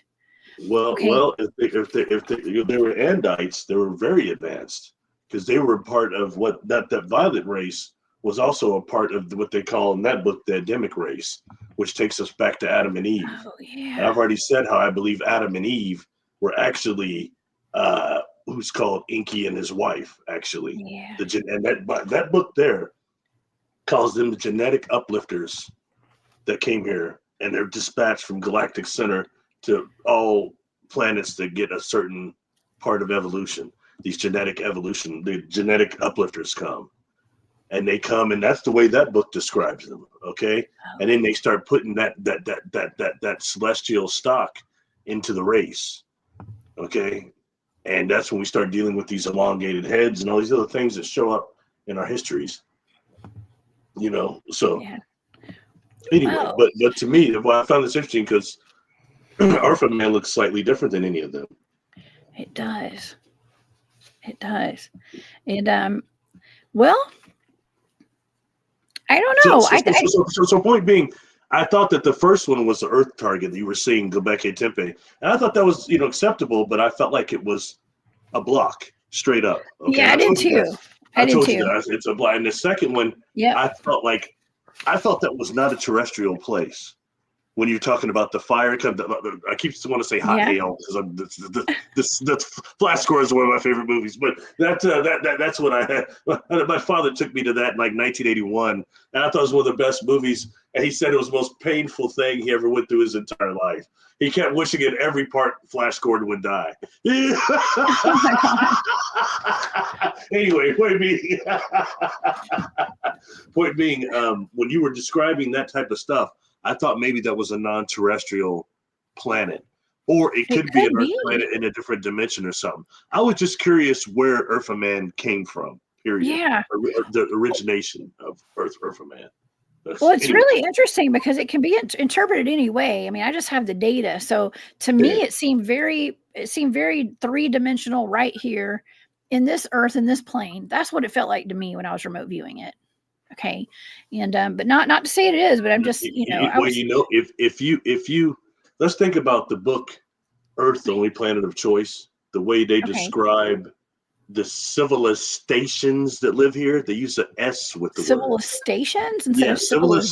civilizations. And they describe one Okay. of them, like they describe one of them being Hoover being very close Okay. to us, being super advanced. And they describe all these other ones that are a lot like the way the Earth was always described to me. Dimensionally, it's like the layers of an onion. And you know how many layers are on an onion, but dimensionally, that's the way this planet is. And if you're dealing with, one of these beings to me that may come from a different Earth or another, kind of like Yeah. you probably don't watch the old show Sliders. They were sliding into Yeah. different Earths, parallel Earths, similar to that dimensionally, like that. But Hmm. so that makes it also makes sense because I'm always curious about all the star beings that came to Earth and what while dealing with Earth and what is their connection with the Earth matrix and us. I don't buy all the stuff that is given to us in the media. Okay, some of it, but not all of it. And I think that we're not being told the truth Well, about you man. have. I'm sorry. Is humanity badass? Are we really I don't badasses? It's know. just like it's Well, bad butts. But I mean, we're not being told that because we're so limited and conformed with our energy, our power, our perception, our imagination. Our imagination is powerful. When yeah. when the cosmos was made, how do you think it was done by whether you want to call creator, God, life force, whatever? It was a great amount of imagination. Gotta be kidding me. And it's weird because here in childhood, we're trained to not access our imagination so much. Hmm. When I Yeah. exercise, or sorry, when I cross over earthbound spirits from someone, it takes a certain amount of imagination. They have to do that to really cut generational curses. You have to use the imagination and access it to some point. To dissolve negative identities, you have to use the imagination in a way that unlocks that in your subconsciousness. It's a Right. major key that we're not given here, and it's been restricted from kids. So much kids are not told, "Oh, you're not don't be special, don't be different, don't be Yeah. unique, be like I such just and such," and yes. we don't that's Pass got your to change. test. Yeah, Yeah. like Be good and you repeat don't do what that you're with your taught. kid. You You don't do know. that with your kid. That Yeah. means that's Yeah. good.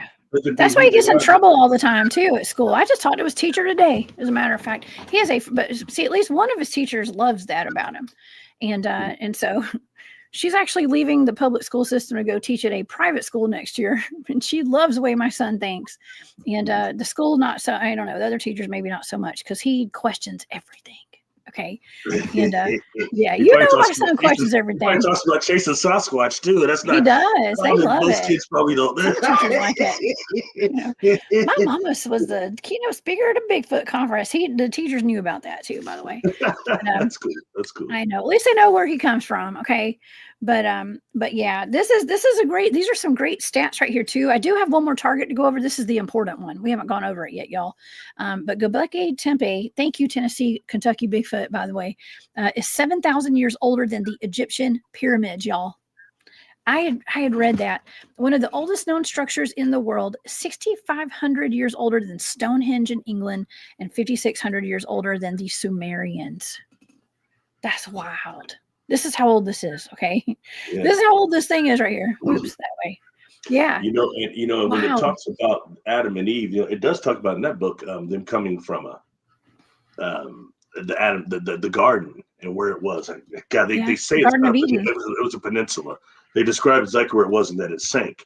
But right after that, these beings, when they started splitting off, I've talked about that before, how on the Sumerian tablets, it's represented Enki is being brought, this woman that's being held in this giant is like holding her about right here. She's about that size, and it's presenting it to Enki. And in the back is this person on test tubes, it looks like, with these levers, a giant. And in this book, it talks about at the end, after they had the rebellion caused them to fall, Adam and Eve, they fell from celestial, and in their plasma, that genetic was fading out real quick. They didn't do what they're supposed to do. So they brought Adam, quote unquote, Enki, I believe, a certain number of women. They gave us several hundred women, or 1,100 or something women that they brought him for his plasm to be given into. Oh, And wow. and when you look at Enki on the Sumerian text, there's one where he's standing on the steps, and all this waterfalls coming off his head, and you've got all these fish inside the waterfall. I believe that's not supposed to be fish. I believe that's sperm, and it's showing that he is the genetic uplifter this book talks about. Not just that, this book talks about whenever these material sons of God go to, they're called Adam and Eve material sons and daughters of God. That's where the planet they come from, yada yada. Anyway, a planet called Adintia, they call it in here. But when they go to the planet they're supposed to be the biological uplifters for, they have to go through a training, not just on Adintia, but when they get to the planet itself, they have to go through this big training. I think that's what you're seeing Enki going through right there is a training they're talking about in this book. I've done a couple of videos on this, okay? It's over Go to Book Reviews, and it's named there, like Göbekli Tepe, the Uranta book, Adam and Eve, and the Uranta book. I said in certain things, I know people want to throw, so you need to read Law 1, read this, read that. Man, some of that stuff gets repetitious for me, okay? I'm glad it helps other people, but please don't force other information on other stuff to people because it's scintillation. Right. Well, I mean, okay, so excuse me. I got too hyped. Sensationalism. See? Get too hyped. Yes. Well, you're talking about Adam and the life force fluids, let's just say, I guess you can call it. I don't know. I'm trying to think of a better way to say it that's not so weird, okay, for YouTube purposes. But this guy right here might be holding his thing as well. Okay, if you know what I mean. He's holding his phallus, right? It could be that he represents that as well. I don't know. I don't know. Hey, let's go into that. Let's go into the third part. He's holding something. It's the third target that really blew me away. And the way, and if you want, I'll tell how I got those coordinates. It wasn't the way I normally would get them. Tell the audience now. Tell me too. Tell us. It's weird, man. It sounds weird, but it is what it is. All right. Look, I'm very active. I do have things I can do. So I felt like it was a block. So I tuned into Urfa Man, specifically the obsidian eyes, and asked for some coordinates. And I got a response. It's the coordinates that I gave you. That's so cool. It came quick. It came strong. Slight light telepathic. People know what I'm talking about, but it was a connection there. And I know that these things are not what they appear to be. And and it's weird because I've heard that something happened to the obsidian eyes that were in there that they're not in there anymore. Like that picture, I don't see them. But I've seen other pictures where they appear to be these shiny black balls of obsidian in his eyes. So I don't know the whole deal on that or not. But I think this is supposed to be it right here. It's missing one, but they say that that's actually a very sought after stone. It was like lava or something, hardened lava, I guess. And so I thought, like I said, a lot of people have mentioned one being Linda Moulton Howe. That's the first person I heard mention it. That when being in the presence of Urfa Man, I think I want to say maybe Graham Hancock said that too. I don't want to be wrong. I think that's who it was. People will be on you get a wrong name. That wasn't him that said it. I think that's who it was. Anyway, I know Linda Moulton Howe said it. But being in the somebody will correct you, Barry. Don't you worry. A type of hypnotic effect coming from the eyes, especially looking at the eyes. It was very entrancing. Yeah. See, that tells you something right there. We're dealing with consciousness and higher things. And anyways, those are the numbers I got. Because like there was a block. I feel like it was a block. It was coming from something. And I feel like the block was coming from Urfa Man, to be quite honest. Yeah. And when I tried to tap in, I kind of got this. All right, man. Yeah. And then I got those numbers. And so I gave them to you. Maybe that was a test from the universe, Barry. That was a test. Do you remember that we were texting and I was out doing my morning? Yeah. I'd not been feeling good. I was out doing my morning. I survived 4 catastrophic traumatic brain injuries walk at 4 a.m. in the morning or whatever, close to it. And I text you when I got done. I said, give me 10 minutes and I'll send you the coordinates. Because I picked them up when I was walking. I did that when I was walking. I had to remember the coordinates and get back to the paper. Well, you did good. Yeah. You did good that time. I mean, we work really well together, and so I'm able to tune in and hone in on those whatever numbers you give me for all the targets. But this one was particularly good. Okay, hey, that came straight from him, is all I can tell you. And I swear I'm not lying to anybody. I have no reason to lie. those numbers, those coordinates came from him or her. From this guy. Yeah. Yeah. This individual. It's a him. He's holding something. I right guess. there. Yeah, I guess potential penis be held. I guess it's he. Yes, exactly. It's probably him. Okay, but yeah, real quick, we get to. I think there's something to be said. There's those other statues that are holding stuff just like the way he is. And I want to say not just Olmec, because somebody else had mentioned one of the other places. I'm sorry, I can't remember which one it was, but how they're holding that. So I mean, what that actually means, and we start dealing with genetics, I don't know. The other statues, it's obviously not a doubt if it's a box or a penis. It's a phallus. I mean, maybe it's some sort of, I want to say like ancient secret knowledge or something. Like maybe it's part of that. That's my feeling, that it's some sort of like, I don't want to say hidden knowledge, but like secret knowledge, forbidden knowledge. I think that's what we're tapping into, because that's the feeling I'm getting with it. Oh, please, not that word, not forbidden knowledge. Forbidden. Please. Secret. I don't know. Well, it ain't secret now. We're about to expose it. Let's put everyone's face so everybody's not looking at whatever that potentially is that he's holding.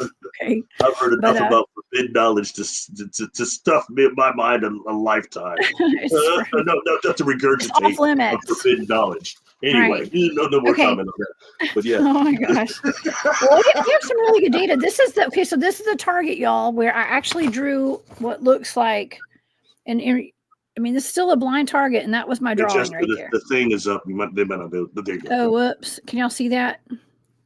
Okay, so that's what I drew, okay, for this target. And so let's go over some of the sensory data. If you guys want to see all the data here, you can join my Patreon at the Cryptid Huntress on Patreon. Okay. Thank you to all my members. Okay, so this is wild. This is where it gets real good, y'all. Okay, so the first thing I wrote down for my sensory data for this target, and the target is the Urfa Man. It's just the Urfa Man. I went back and did this target. Barry, you gave me some new numbers, like you said, channeled directly from the Urfa Man.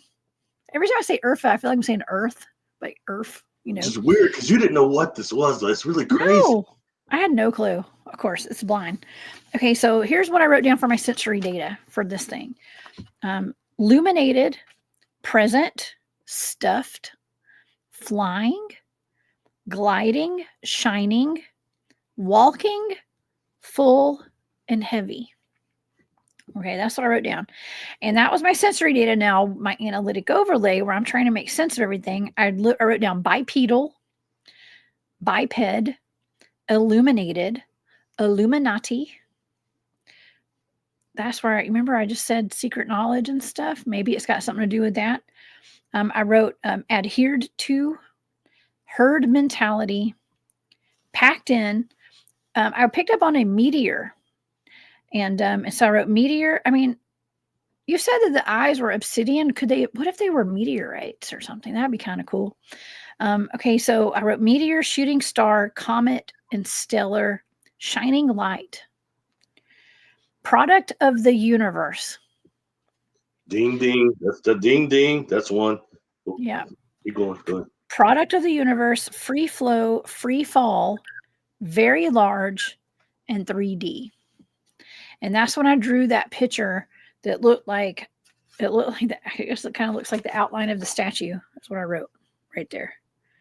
Okay, so that's my first page of data. That's stages 1 through 3 for this coordinate remote viewing target. What do you think about that so far, Barry? Product of the universe. You really like that, right? Well, given it be, like I said, the numbers come from this individual. Yes. I was like, okay, you know what I mean? And it was already more where the data probably should have been in one way or another, just in terms of it being some type of a humanoid. You know what I mean? Yeah. So that was more on target there. And you're saying things that very much represent that. Now, one thing you mentioned like once or twice in that data there, density. Yes. So it kind of tells me wherever Urfa Man came from was more dense than this planet. And, that's very interesting because that takes us into that whole thing, like the whole science of Superman thing.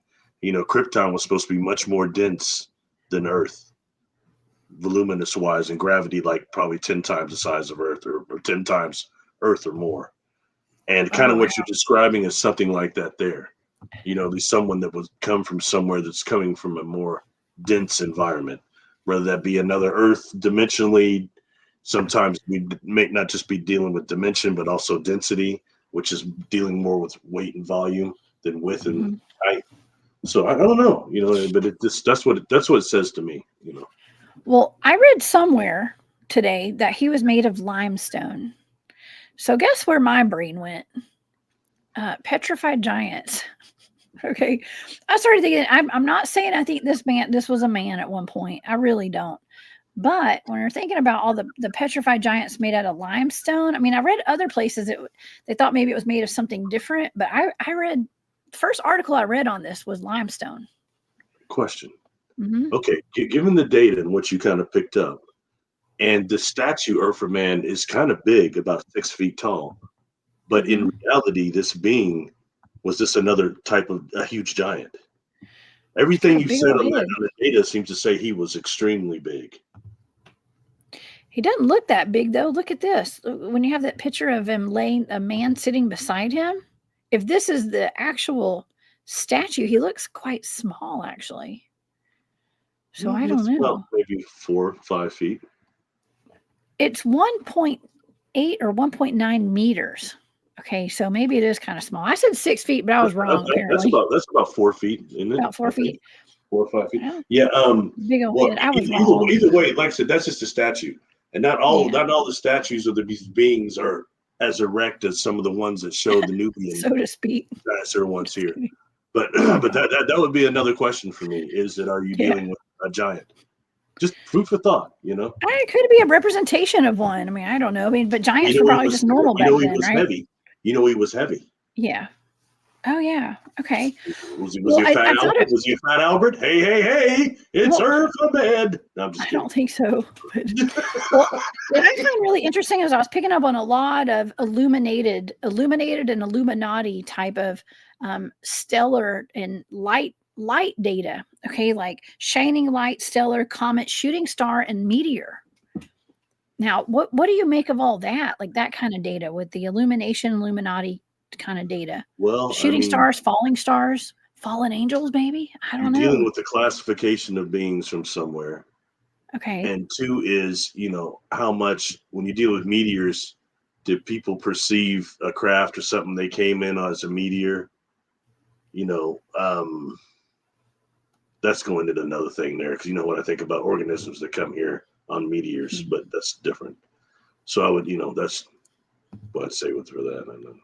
Yeah. Interesting. Okay. Well, all right. Well, very large. Emphasis on how you keep saying light. You're already saying light again. I keep saying light. Yeah. And that's not the last time I say it either, because I've got stage 4 to go over now as well in this data. And so we have more light data. And I was even picking up on, I actually wrote down famous. I kept getting a lot of famous data. I wrote fame monster, but famous, low. This is where I picked up on, okay, so that first target berry, I did pick up on a triangular craft. This is the same target, but a different set of coordinates that you gave me, but it had the intention of being the same, this guy right here. And I picked up on another craft. Now this time, the first time I picked up on a triangular craft. In this target, I picked up on a circular and oblong craft. And I literally wrote down I wrote low ball, low flying, craft, saucer. So I was picking up on a craft or a saucer. Now, wait a second. I just did that target on the moon. Remember we went to the moon and I talked about that, I mean, it's supposed to be millions of years old, crashed craft on the backside of the moon in a crater. And that was something I had remote viewed a long time ago. And so I'm not saying this would be, related to that by any means, but I did pick up on another craft, and I wrote down star beings, star people. Okay, what do you think? What more needs to be said? Say one more. Let me hear it one more time. What was that? Star beings, star people. Oh. Yeah. Right after the craft and the saucer and the oblong and circular saucers, basically what we would consider to be UFOs. Okay. Yeah. And then I wrote the word dense again. It's more dense data. And I wrote dimensional, time, space, construct, constructed, linear. And then I wrote green and gray. So I don't know if it's the green and gray. That was part of my sensory data. But something that was constructed. And with the constructed sensory data, I wrote down time and space. Like time and space was like constructed and dimensional. I don't know. It doesn't make sense to me, but. No, it makes sense to me. Abbott says star people are angels. Same. Same. Star beings, star people. So yes, that is where this target went, and I was touching on that in the first time I did this target yesterday, but then you changed the coordinates and I got better data, for sure. So, but I was picking up on a triangular craft in the first data. Now I'm picking up on a circular craft. But star beings and star people and some light beings. I was literally picking up on light beings and illuminated people. Illuminated beings. Hey, I want to say something real quick. The comment down there, it's a good comment, but Yes. I have to say only in human terms, okay? And I can only base that on I've had encounters with extraterrestrials that are non-physical, some of them, and like plasma, condensed light, and when you get around them, you start getting elated. It's like a Kundalini release. We talked about that before, Lab. Yeah. But that is not the same as when I died. I saw these super nanofem, these angels that I know channel enough of that light to love to help me be normal, like at least normal as I appear to be anyway. Name one other person you know that's taken 4 catastrophic traumatic brain injuries at one time that is at least somewhat cognizant like I am. I'm very blessed. So, but I had to actually take these beings were regal, okay? They were like 1,000 strands of light. They were not physical at all. Mm-hmm. And the amount of love that I got off them was so powerful that I'm sure they were toning it down or would have burned out my body. You know what I mean? Wow. And now I don't think we can handle it. So in that way, when I recovered, remembered who I was, even before that, I had to really put together the difference between these super nanofem I experienced aside to some of these extraterrestrial things on these craft that are dealing with the same type of Christ consciousness type energy. You know what I mean? There's a difference though. These beings, these super nanofem were regal, and they were just stronger than an extraterrestrial presence of her. Not saying that they're not all going for the same thing, but they're different levels. I think we just have to be aware of that. But they're different levels of angels too, and some which would be more corporeal to go to more with what that person was saying. I'm not discrediting their statement, but I'm just saying there's a little more to it than that though, you know, when dealing with the anyway. Sorry, back to Urfa Man and back to that data, man. Back to that data. I don't get in the way. As a data, well, I mean that's pretty much all the data. But like I was trying to wrap my head around the last bit of that data because it really got into time, space, you know, dimensional data. Something about, I mean, I wrote time and space construct. Okay, like I'm not even in linear and dense and but that was after I wrote down star beings and star people. And Robin's in the chat. She says teleported through the light. And yeah, maybe they teleported here. You know, I did in one of those targets, that first target I did draw what looks like that's becoming, I'm beginning to see that like when I do that, I think maybe a portal that I'm drawing potentially. I'm going to give an example. I'm going to show you what I drew. Where is it you have like light creation, creators of light? You have something like that in the data here somewhere. I'm looking now. I don't. Oh, it's well, I have it on this is the third target that I did today, that I did this morning, and it is at the illuminations? Wait, that's the old target. Sorry, it'll be on the first page. When you said that on there, okay, the creation, light creator, whatever it was, that completely brought something in for me. Light being, star people, being, that too, star people, all that. Yeah. And you know, on top of what, okay, let's get star away from your book. There's another book that I think is a really good tool. It's The Keys of Enoch by J.J. Hertock. I'll show the one that he signed for me in Vegas that is more in shape than the one I'm going to read from here that is barely. We really read a book, man, that's the way they wind up. Anyway, okay, in this book, they talk a lot about a faction of / higher beings that were here that they call the Brothers of Light. And when I read that data, I kept picking up the Brothers of Light. And that's what this being was a part of. Now I'm going to read real quick in the index what it says about the Brothers of Light in this book. All right. Okay. Advanced spiritual intelligences that can take on physical form and have the responsibility of governing stellar orders with respect to the local hierarchy federation of the deity. The 70 brotherhoods, which comprise the Great White Brotherhood, that have the greater responsibility of administrating the cosmic laws of what they say here is Yehovah in our own sun universe. Whole light beings, I've done a video over whole light beings, okay? That might be, I think that's under book reviews again. Sorry, anyway. Whole light beings comprise the ranks of the spiritual brotherhoods, preparing the physical and the spiritual civilizations for the bride as the New Jerusalem, which they say is a planet that's coming here. And I've heard about it a lot. Another planet that's coming here to merge with us dimensionally, this higher frequency. Heard that a few times.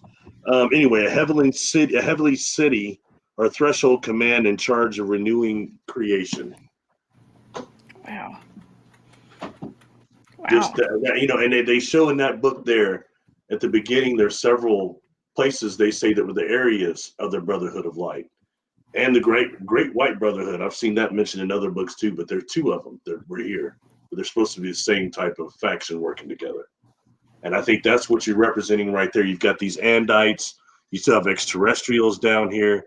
You had someone like that in that civilization. But the other stuff you were bringing together of your target, I kept picking up music. You kept saying music come up a few times. Music was in the first one. Yeah, I was picking up on musicians, but I also picked up on magic. So, my buddy Caleb, who comes in the chat sometimes, Caleb Jade, he said that there's not much difference between a musician and a magician. He said that.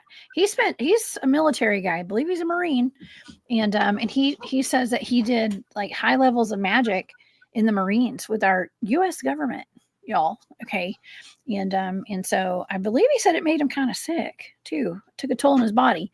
But he's always said that. He said that there's a very thin line between a magician and a musician. And both of those were in my data on that first target. All my siblings are much older than me, but my oldest brother, he's 68. But he's one of my siblings that does have had some type of experiences. They're not like mine. They're different, but he's when they've dealt with him, it's been through music. Oh, interesting. And interestingly enough, they showed him me getting hit by a car, laying dead in the street, and he called me up saying he had something happened to him. This is like 1996, and I called him and said, "What's wrong?" He left a message on my machine, my answering machine. We still had those. You remember those? And I said, "What's going on?" He said, "That you got barreled over." He had this experience, and he thought I was leading him around places, and it was real. And then suddenly he's on a UFO or so other stuff started happening, and he realized he's having an experience. And he had another experience with these gentlemen that started interacting with him that appeared to be like those brothers from Panama, the brothers with the kind of blondish hair and the bluish eyes, but they're black people, melanin dominant. And he said they look like them, but they're these musicians. And one of them gave him this belt. He puts on this belt that makes this odd sound. Sound frequencies. A sound he's never heard before. Probably how they open portals. And it took us into something like these frequencies that come from the theremin. That is like that certain instrument called the theremin. That's picking up, I believe, are supposed to be some of the music that comes from our atmosphere. When dealing with black holes, when they collide, they make a type of a sound. People can look that up. They say that sound. Yeah, it's very interesting. So when we start dealing with these things, the people talk about the electrical universe a lot and all these other things, but I don't think we deal with the sound enough. When I gave you the blind target of who built the Great Pyramids, that was so funny. You texted me, what's this with all the giants? I was like, what color are they? They're all types, Barry. Yeah, all types, all races. Variety. They have all this sound technology, this levitation technology. Well, that's kind of what I got with this too, with like whatever this target was at first when I was picking up on a lot of sound technologies, like sound frequencies. And I mean, all these dots we connect, we talked about the bells at one point. We talked about all the healing centers of the cathedrals and the bells being confiscated and all this. Like we have really been dumbed down. And dumbed down is not the right term, but like taken backwards. Okay, as far as our advancement goes, we have regressed, okay, as a civilization on purpose. And so everything in the past was sound frequencies, okay, sound levitation and things like that. Remember what you saw, how the Moai were constructed? There were the vortexes, those dimensional vortexes, and then sound technology, and the equipment sounded like something what we would call now an acoustic scaffold. Yeah, that's what you're describing, and you're describing beings that are almost maybe nano size, pico size, doing this in a group. It's very fascinating what you have brought in that data to make something that was a mycelium cyborg, basically. That's what those things were. I mean, of all the targets we've done, I still freak out on that one a lot. I mean, so much respect. I wouldn't have known any of that. I'm telling you, when I'm writing this data down, when I'm channeling this data for these sessions, I just hear things and I write them down. I don't even know what they mean half the time. So, yeah, that's how remote viewing works. People were saying, what was it, like 7, 8 Moai?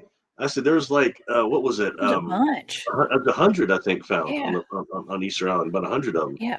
Yeah. There's a bunch. That was a fascinating deal. And it didn't fully disqualify my hypothesis either, that was a prison island. Well, we're on a prison planet, right? I mean, maybe that's what this Zone 6 is. Maybe this planet is like, we're all in different zones in the universe. Maybe it's like universal zones. I know that sounds weird, but maybe it doesn't. Well, I'll tell you this. We would be the Zone 6. They never call anything, almost anything like we do. They give me numbers. They say like sectors. Sector 18473. It sounds like something that later I started hearing when Star Trek started doing the Borg thing. I mean, that's what I was picking up on. The sectors. That's what he said to me. Like, because I try to figure out like where the places that these beings come from. Like, are you from Arcturian? They don't give me information like that.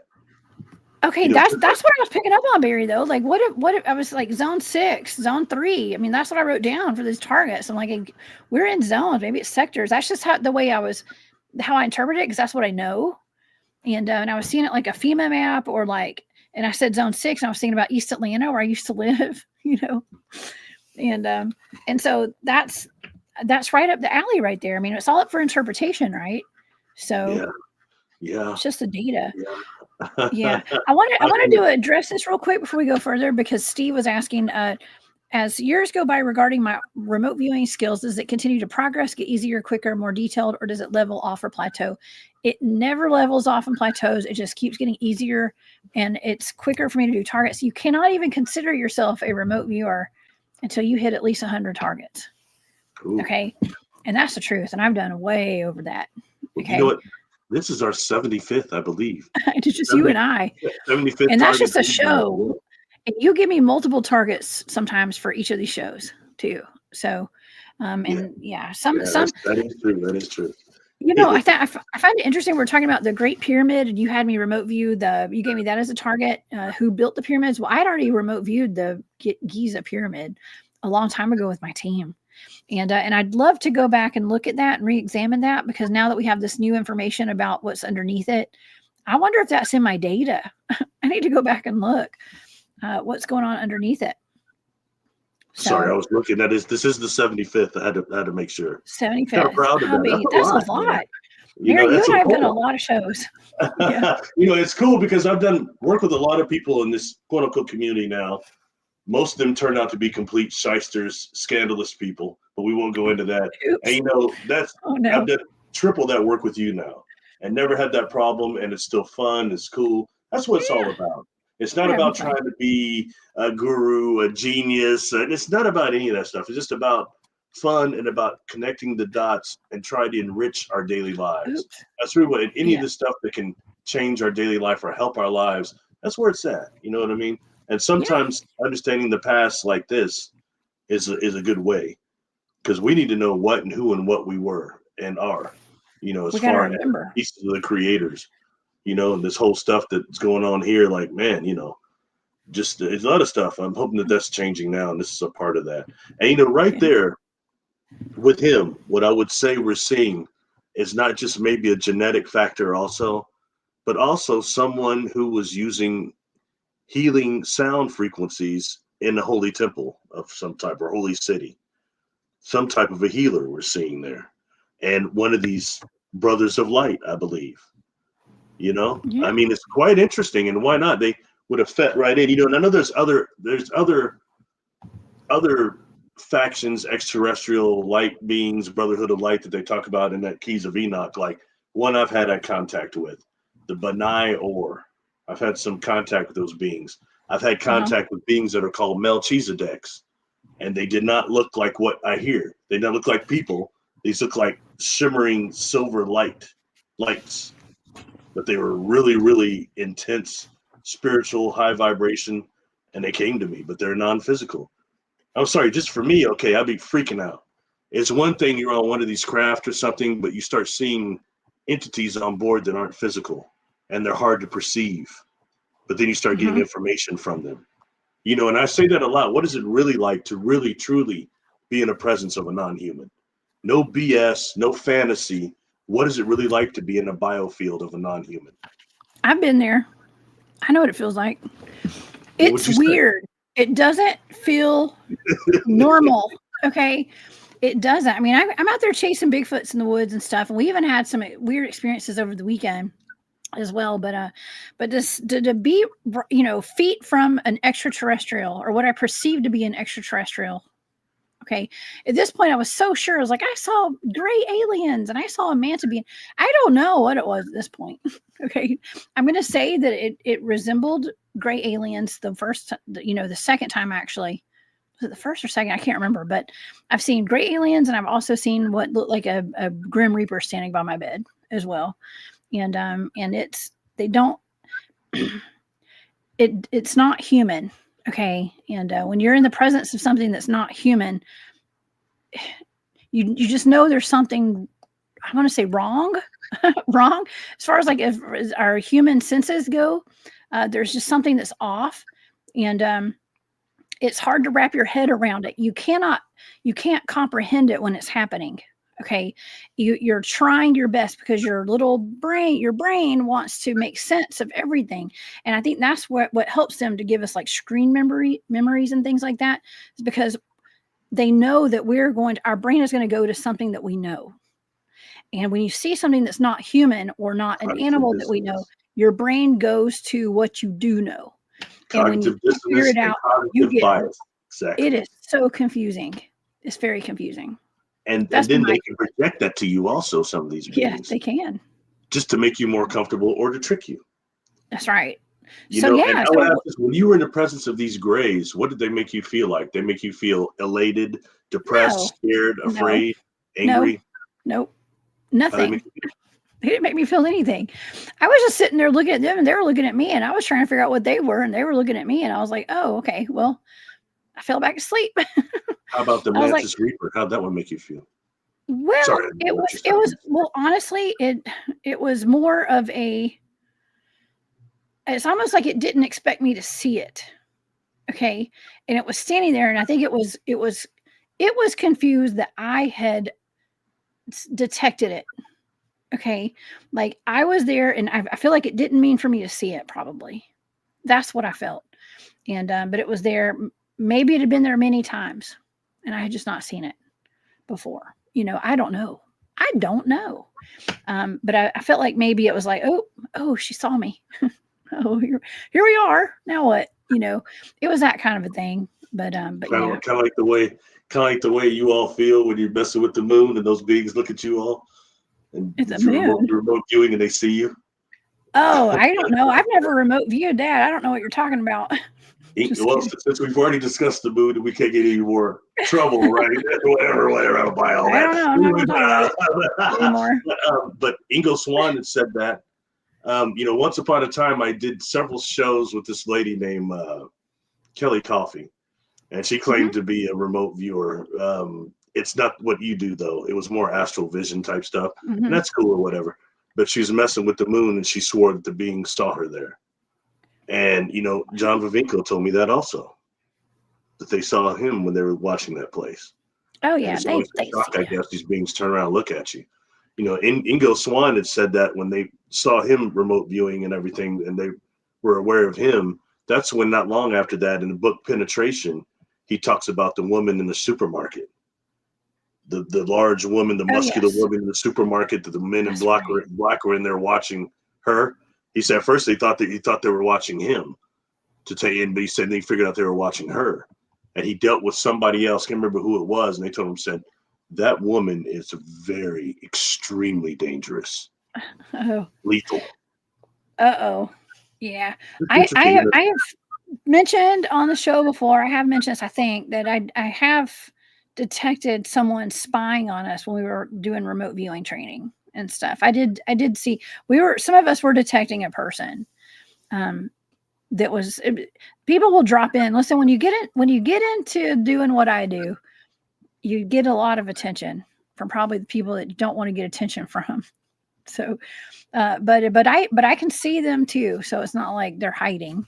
You know what I mean? They're trying. Man, one night I was doing, I get done with my walk in the morning. I was doing one of these exercises at home by Dr. B.S. Stein. And I've talked about his pineal exercise, but he had other ones that are Kriya Yoga pranayama breaths. And one of them is called the dog breath. Okay, it's very bizarre, but boy, it's a mug. It oxygenates your blood in no time. I do this, and when I get done, I become aware in this dark room of these three beings that are remote viewing me. And they're in these booths. And it's weird. I've seen like stations that are standing up stations. And I've seen stations like that on a craft, not quite like that, but on a craft before, to where I recognize, you know what I mean? And they came extremely shocked that I started looking at them. And I started kind of tripping out for the seconds that this lasted. I'm like, man, my God, how important is what all of us are doing right now? Enough for us to be remote viewed by other civilizations. It's real. Exactly. You see, even if we're unbeknownst to it. Had I not been doing the dog breath, I probably never would have seen them. But still, well, I mean? already knew that I was going to be getting attention from other beings and things like that. I already knew that. Like that's kind of, I've been doing this for a long time. So, and I'm not startled by it. Okay. And, so I feel like I'm getting help from that. I wouldn't be here doing this right now if I wasn't meant to be doing this right now. Okay. And, Walter, thank you for that super sticker. I appreciate you being here so much. Real quick, just to throw a little spice into this. Okay. Cause I know we're getting towards the end. Too. It wouldn't be right if I did go weird on some weird tangent. But when talking about that, gathering attention from not just other beings, but also from like earthbound spirits. Like I had a situation with someone I knew, this was just a few years ago, they had passed, and I could tell, especially at the funeral, under the circumstances that they passed under, the funeral as well, that they did not cross over. Okay. Oh no. Okay. And sometimes we get this was a situation. This wasn't a suicide, but as a medium, when I detect a spirit on the outside of somebody that's a suicide, and I'll ask it for survival evidence so I can communicate what other messages to the person that they're attached to. If it's a suicide, they'll back off. They won't give me that survival evidence. Or an unaliving, we should say on YouTube. A self-deletion or something. I don't know. Self-unalived, whatever makes it right. YouTube's not a fan of that word for some reason. Not that it matters. But they'll step back. It's a matter of the embarrassment. They'll step back. Oh, yeah.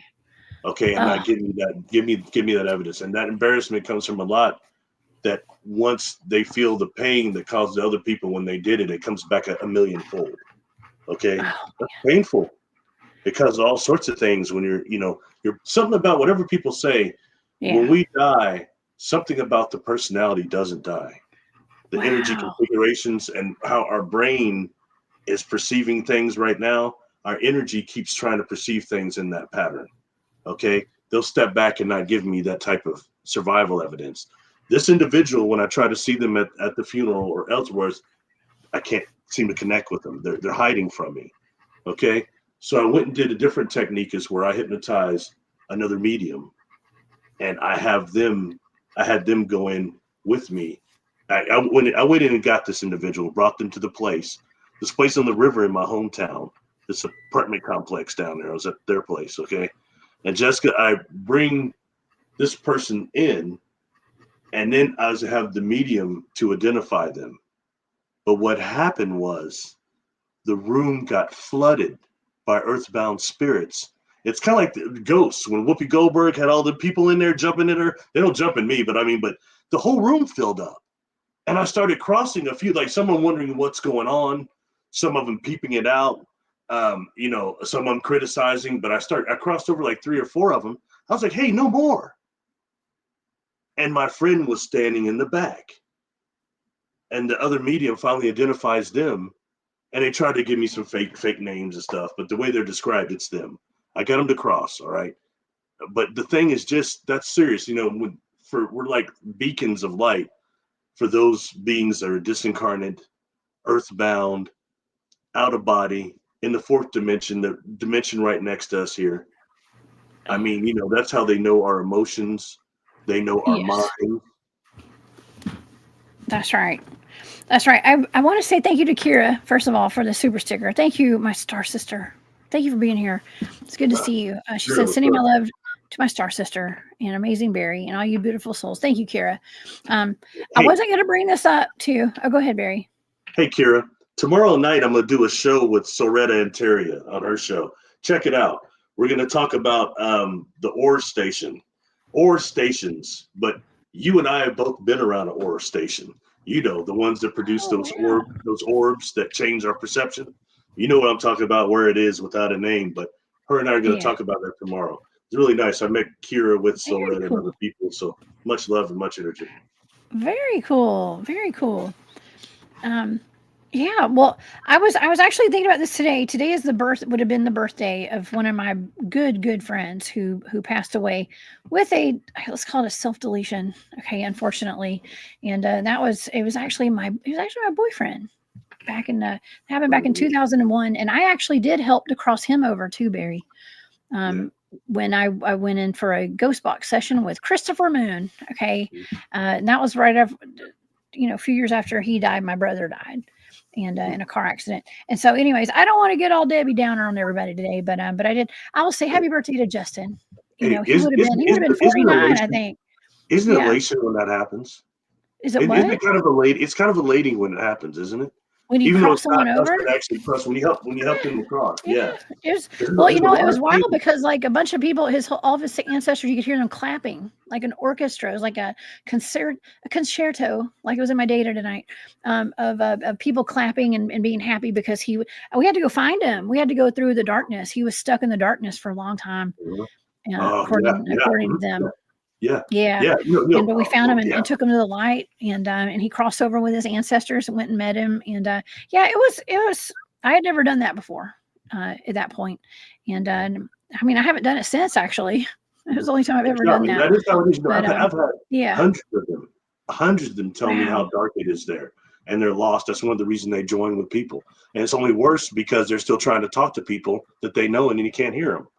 You know what I mean? So they start tripping out and they start joining with other people, expressing themselves as negative behavior patterns. Yeah. In the other people. But that's really congratulations on that. Yeah. And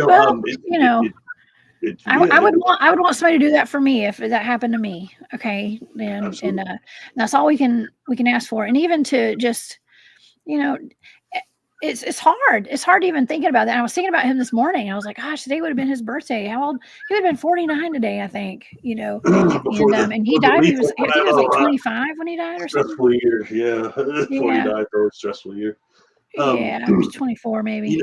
For example, I had done a crossing over this earthbound. In fact, one of the last ones I had done about a week ago. And this earthbound, when it comes forward and I get to identify itself. But just during the process of this, when it first starts coming forward, you know, I can see. So I'll see a portal open up, and there'll be like either angelic or people there, you know, person, maybe one or two. In this case, there were so many people in this portal that, I mean, we're talking about, it had to have been probably hundreds. I don't know.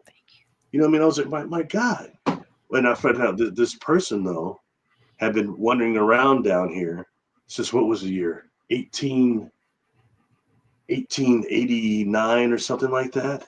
1878. See what I mean? So yeah, so these are all their ancestors that were, since they had died. They're talking about their children had a bunch of kids. These are grandkids upon grandkids upon grandkids. In fact, they might have been a lot older than that. It might have been 1700s. They've been here a long time. They don't perceive the passage of time the same as we do. You know, it's quite interesting. You know, when I asked them, because I don't, as a hypnotist, I can't make suggestions in that way. You know, I ask, what's going on? Well, you know, they'll tell you, well, I see the light, there's yada yada. I've not seen it in a long time. I'm like, well, look at it closer. What's going on? Oh, there's my such and such, and then there's a whole bunch of people. I don't know these people, but they're my family. I said, actually, that's your ancestors. Those are your descendants, man. You've been on Earth a minute. Yeah. Yeah.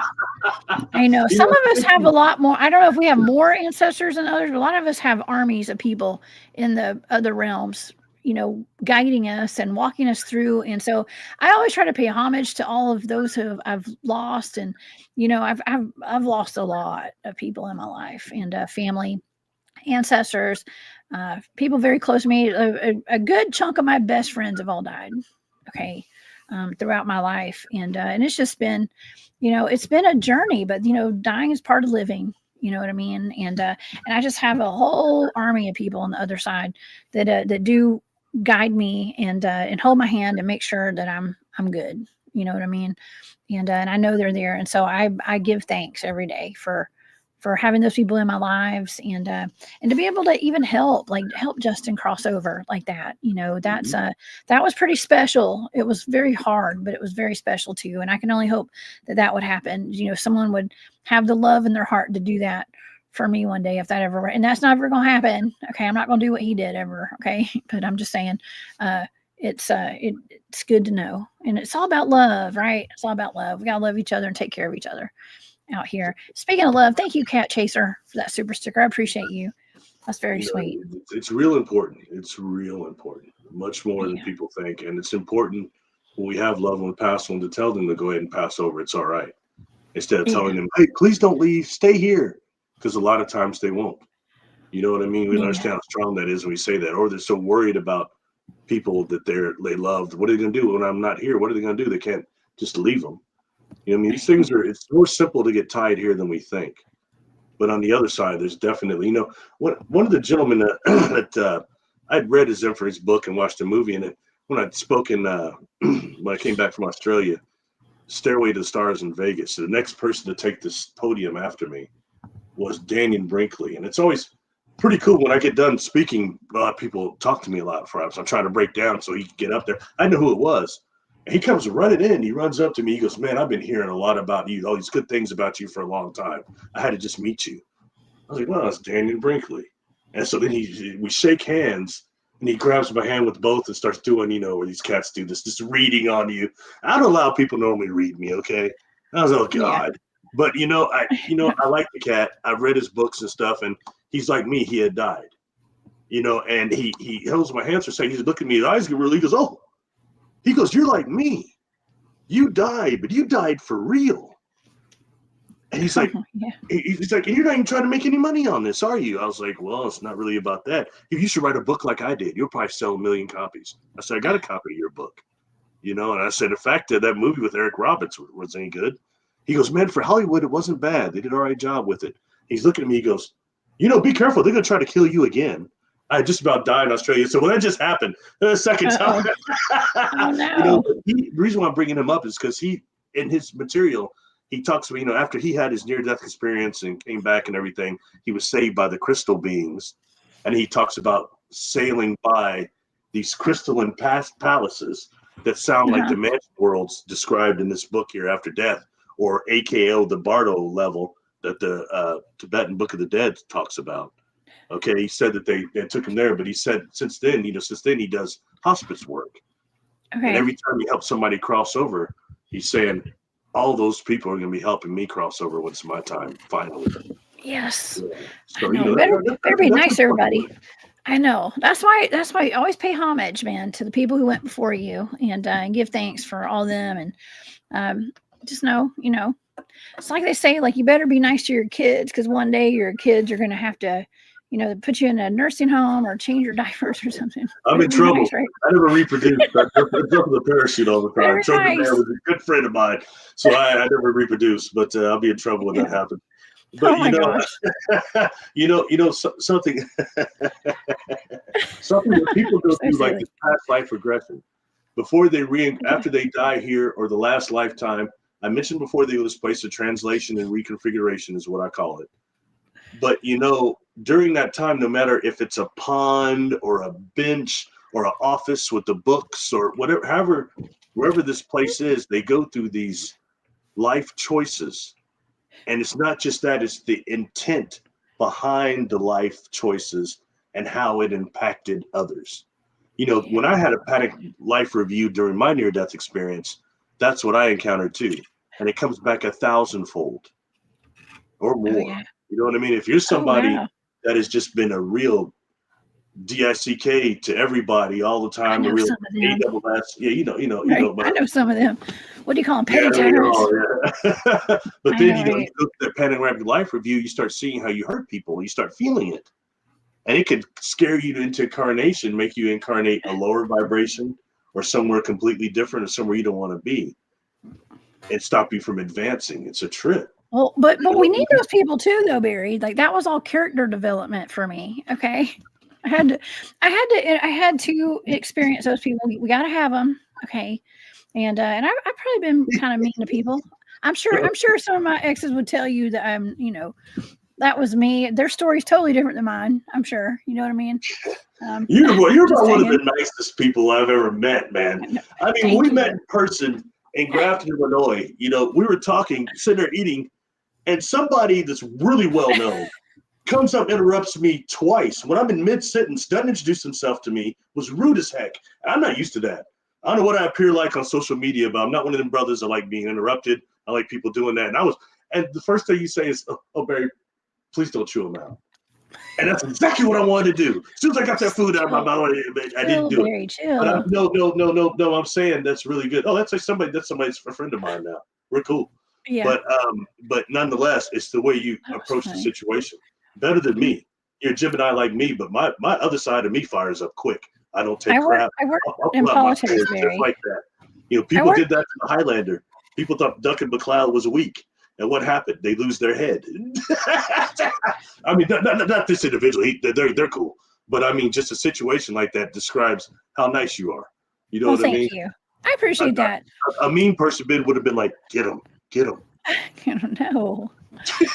No, I'm not like that. No, listen, I really am nice to everybody. I really am. I'll just tease you, but good example though. Yeah, but I do people will push my buttons, and I will. I don't snap on people though, and so that's what people want. They want you to snap on them. That's what they want, Barry. So you never give them what they want. Never give them what they want. That makes it cool working with you. You know what I mean? It's not like that. Yeah. I'm not about to. I may kind of have a no BS deal and kind of be a kind of a prick, but I mean, I'm not trying to hurt anybody or piss people off. It's not like that. You know what I mean? So yeah. I think you're funny, Barry. I think you're great. I know you're passionate. You're passionate. Okay, right? I don't know. That's the case. I've been married by now, right? I think you're doing good. You're doing great. And I try to keep you in line when you're over here on my channel too, and I think I do a good job. So, and Maureen, thank you so much for that super sticker. I appreciate that. Thank you for your support, Maureen, and that means a lot to me. You and Gus. Real quick, going back to Urfa Man. Yes, let's get back to Urfa Man. You know what that represents, though, along with a lot of the other ancient monolithic things, along with the remote viewing targets and the data you've got around all this, it really does show the type 1, possibly type 2 civilization that existed here on Earth before. Yeah. And that it's not just Advanced. fantasy, it's not just makeup, and how much we're really being diluted. You know, because what we're Yes. talking about right here, Urfa Man and that whole era, you know, there's something else that went a whole cycle before that I Yeah. remember of, where there were 2 moons on this planet. You know what I mean? There are things that happened long before Urfa Man that's totally being sequestered from us. And certain things, the Kemetic information, Kemetic knowledge and teachings, you start hearing things about it, and other cultures, you know, Credo Mudua, people like that talked about it. Yeah. You know, again, I'll bring up again how interesting it was when he was saying how humanity was kicked out of Galactic Central. We were part of the council, and humans were so warlike, more than any other race, that other advanced civilizations had to join together to force humanity out of Galactic Central, not the council, and put them in quarantine. Okay. Wow. And like basically a type prison planet or prison, you know, or let's say galaxy. That put us in the zone 6 of the galaxy. That's what happened. This That's book, wild. you know, it's so written in quote unquote Christian Judeo format. That's fine, Okay. whatever. I don't have a religion, but you know, it calls our local universe, like or almost galaxy, the Satania, based on, you know, Satan and how he fell, and Lucifer and him fell and took others down with free will and things. Whoa. It talks about that, but it talks about, you know, that name of this place, Satania, this Satania galaxy, I believe they call it, or whatever it is. But it's interesting when looking at that and some of the things that did happen with these higher beings, all the way to correlate, you know, kind of correlating that to what the Bhagavad Gita says and the wars that happened with the extraterrestrials and things. It's real fascinating, you know, and how much of that is still happening right now is being completely sequestered. You know, that's why I'm kind of on people expressing both types of experiences that are going on. You know, SSP stuff, that's fine. I'm not putting it down, nothing, but it's different than what like I've went through, what even you've went through. And we've got to bring all this together, because this stuff is still going on right now. It's talked about in here. They're not all gone. When are they going to come back? It's a matter of when are we going to get to become part of Galactic Central again? I know. When do we get back in the club? Yeah, Right? back in the club. Yeah, When are we going to be back in the club? And you know, some people would say we're in it, but we're only in it in terms of slavery. And this whole thing of the Satania system, what you saw in Trappist 1, what Tony Rodriguez said he went through, all that is slavery. Mm-hmm. And that's what they're meaning that. What's that guy? Galactic slavery. That's right. Yeah. And William Tompkins had said that. He was a pretty good whistleblower, I thought. Really?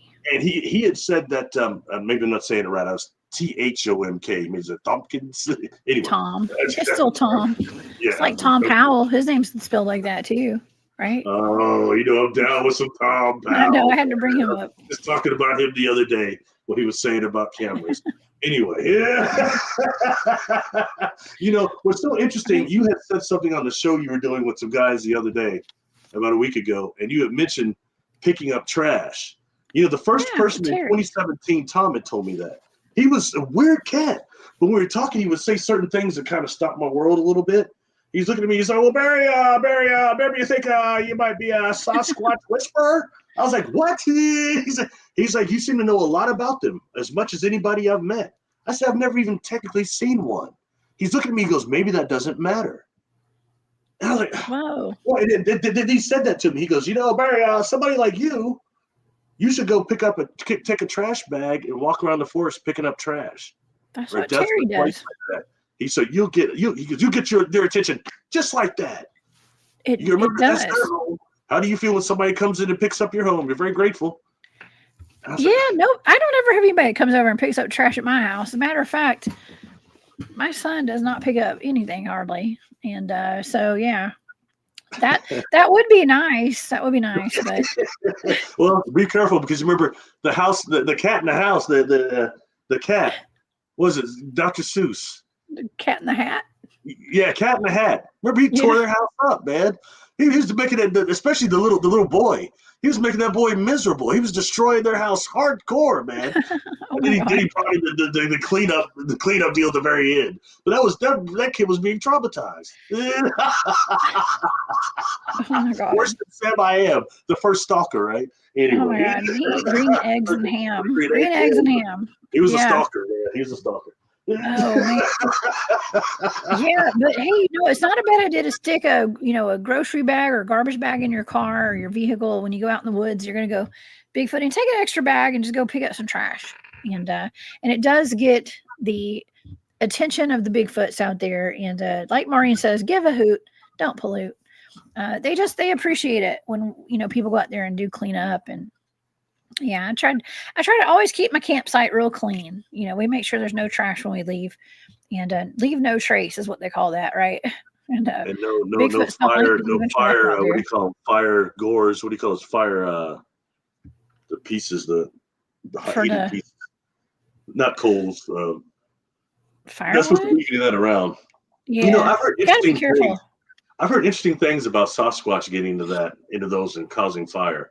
Yeah, I personally think that they possess the ability of fire. I know a lot of people disagree with me, but yeah. there's record that says that Neanderthal had fire too.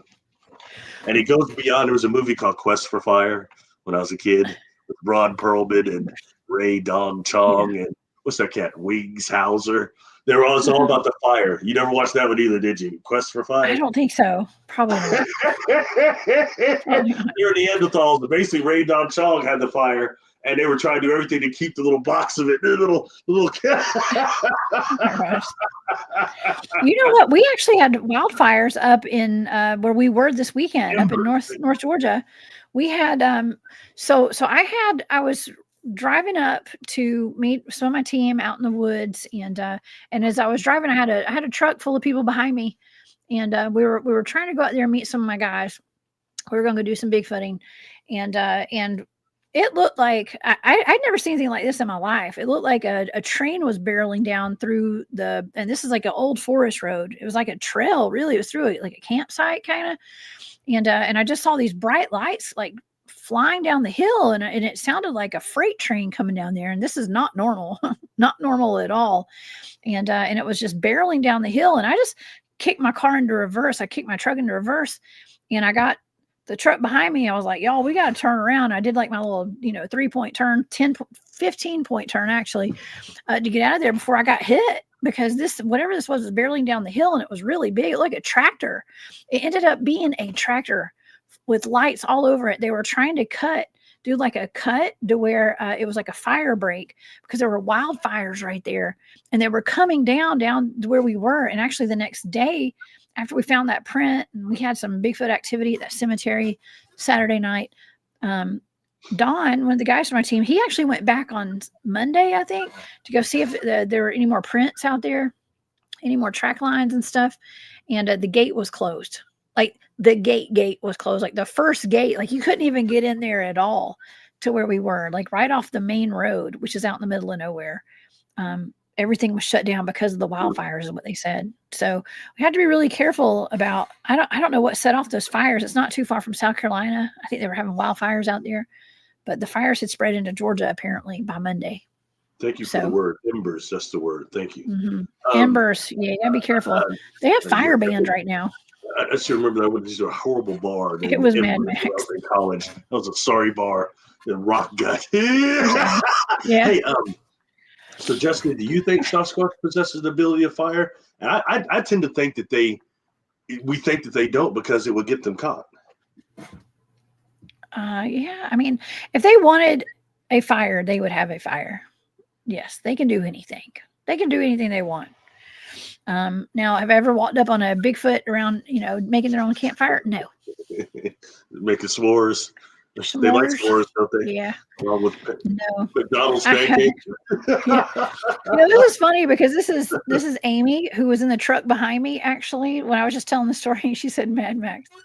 I got out of my truck and I ran up to their car. I was like, what in the Mad Max hell is this? I was like, I don't know what's going on, but we got to get out of here. And yeah, it did. It felt like Mad Max. Like when I tell you that the tractor and it was like a line of trucks, like huge trucks barreling down this mountain. I was like, I mean, it was startling to say the least. The hills have eyes. No, it was Yeah. it was more technologically advanced than that. Yeah, but yes, yeah, the hills have lights. But anyways, we got some hardworking DNR guys out there that were really trying to save the land out there and keep things from catching on fire, and that's commendable. And I appreciate it. She said it was a bulldozer. It was a bulldozer. It wasn't a tractor. It was like a bulldozer. They were doing like a clear cut to try to stop that fire. So yeah, and that does affect the Bigfoots out there and the dogmen, whatever's going on out there. Those fires do affect them. So. Yeah. So yeah, but anyways, well, this has been a fantastic show tonight, Barry. I mean, maybe we should just kind of wrap it up, I guess, because we've gone over 2 hours. I'm like, yeah. I mean, this has been a really great show, though. You got your data, all the data out. Yeah, all the data's gone over. We've gone over all the data. We have had wonderful conversations about this. We've connected some dots. I knew we would, and I just think it's great. I mean, star beings, and right now we've got all this remote viewing stuff coming out into the public. The masses are learning about remote viewing now with this whole Ark of the Covenant remote viewing that came out. And I know I think the general public's got a little ways to go though, because I was reading those comments and it was, accusing those remote viewers being witches and stuff. So I'm prepared. I'm prepared to hear it all. Now I know what I wanted to say. Somebody, when I slipped up and mentioned General Hospital, somebody on there said they were a big fan in chat. I saw that. Oh, really? Whoever that person was, the other General Hospital fan in chat. You might, if you're not already hip to it. Well, one of you. I'm just kidding. You might want to check out on Sundays, Maurice Bernard, Sonny Corinthos. He's bipolar too, and he's been institutionalized several times in real life, and he plays Sonny as bipolar. So he does the whole thing. He had another breakdown during COVID, and he does a show called State of Mind on Sunday, where he interviews a bunch of stars, General Hospital people, other people that all have mental health issues. It's a mental health show. It's really, really good though. Interesting. You might want to check it out. He's responded to me a few times on there, sent me a message or something that shocked me. I think it's pre-recorded, but he sent me a message like afterwards. Check it out. You might like it. Just food for thought, if nothing else. Sorry. Oh, Don knows what's up. Rick Springfield is on General Hospital. When I was a kid, when I first started watching that, MacGyver was on there. He was playing one of the doctors. Rick Springfield was on there. Demi Moore was on there. And John Stamos was on there. John Stamos played Blackie. My mom always got mad because his name sounded racial. So he's oh my goodness. Yeah, I remember it quite well. What is going on with that? That is so wild. Oh my goodness. This is too funny. And you gotta know something real funny real quick. You expose your General Hospital. Big Boss Man.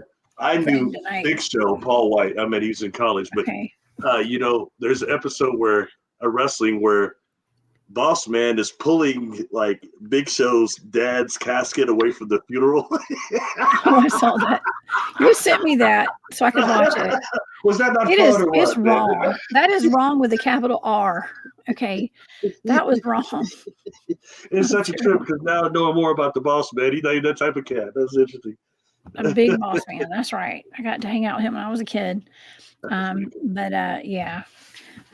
Oh man. Well, can't say we don't have fun over here, and we don't learn stuff. We learn together, and we laugh together, and I hope everybody enjoyed the show tonight, and I hope everybody, I just hope everybody learned a little something because I did. I can't hit the right buttons for some reason. That's interesting.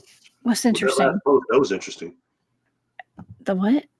The mountain giants giving off radiation. That's all I saw. Oh yeah. Oh, sorry. I just took it off. Okay. Yeah. Okay. Well, Barry, do you have any final thoughts tonight on the Urfa Man?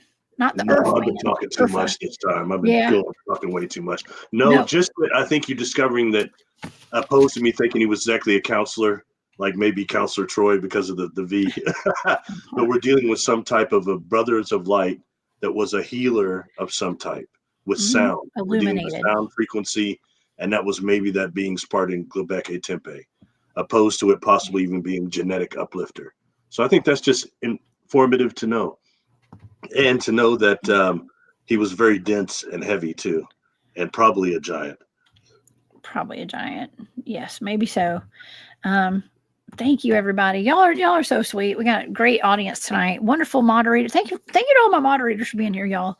Y'all are the best. And yeah, we all know that our history is not exactly what we've been taught. There are a lot of things that have been left out, and this is going to be one of them that we talked about tonight. And yes, we are from the stars. A lot of us are here, and so yeah, we're made of stardust, and we're from the stars, right?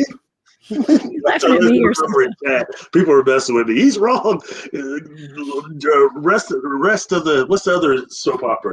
I didn't watch that. Look, I was a soap opera guy. Golden Okay, I got on General Hospital, and then I watched Dynasty at night with my mother too. Dynasty in Dallas. Oh yeah. I like those. Yeah. Oh my God. Oh, people think I was surfing through all this. I wasn't doing that. Oh my God. Oh, Barry, where tell everybody where they can find you, Barry. You've got a great YouTube channel and a Patreon, and tell people the services you offer and like how they can get in touch with you. After tonight, probably the loony bin. You can reach me at barrylittleton13@gmail.com is my email. I do services of hypnosis. I do past life regressions, ET regressions, earthbound spirit release, generational curse cutting, and negative identity dissolvement also. And I also do readings. Kind of do a little more hypnosis now, it seems like, because it's more fulfilling to the client, I think. Anyway, you can reach me at barrylittleton13@gmail.com. I'm also on YouTube under Barry Littleton. I'm on Patreon, so I need to trying to change that around on Patreon a little bit. I'm so lost on there.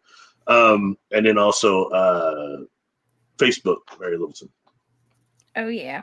Y'all go give Barry a subscribe and share out his videos and like everything, please. And yeah, and become a member of his Patreon. Thank you so much for being here, Barry. We always have a great conversation. We do. We have the best conversations when you're here.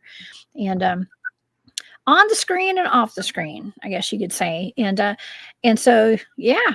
Well, if anybody would like to get access to all that remote viewing data from tonight, please go over to my Patreon and just become a member over there, you guys. And if you're a VIP member and I don't have your mailing address, please send it to me at thecryptidhuntress@gmail.com. And I've got a little gift for you to all my VIP Patreon members. Okay. All right, y'all. Well, I'm going to be back on Saturday. I have Javier from Cryptid 559 coming on to give us an update. He's taken a recent report of an actual the predator in the woods. You know, the predator, like from the Predator versus Alien. So we have candy. Yeah, oh my God. So we're going to talk about that. We have a lot to talk about. We're going to talk about Dogman, Predator, all that kind of stuff on Saturday night. It's going to be fantastic. And Javier is in the chat tonight. So what's up, Javier? Thank you for being here.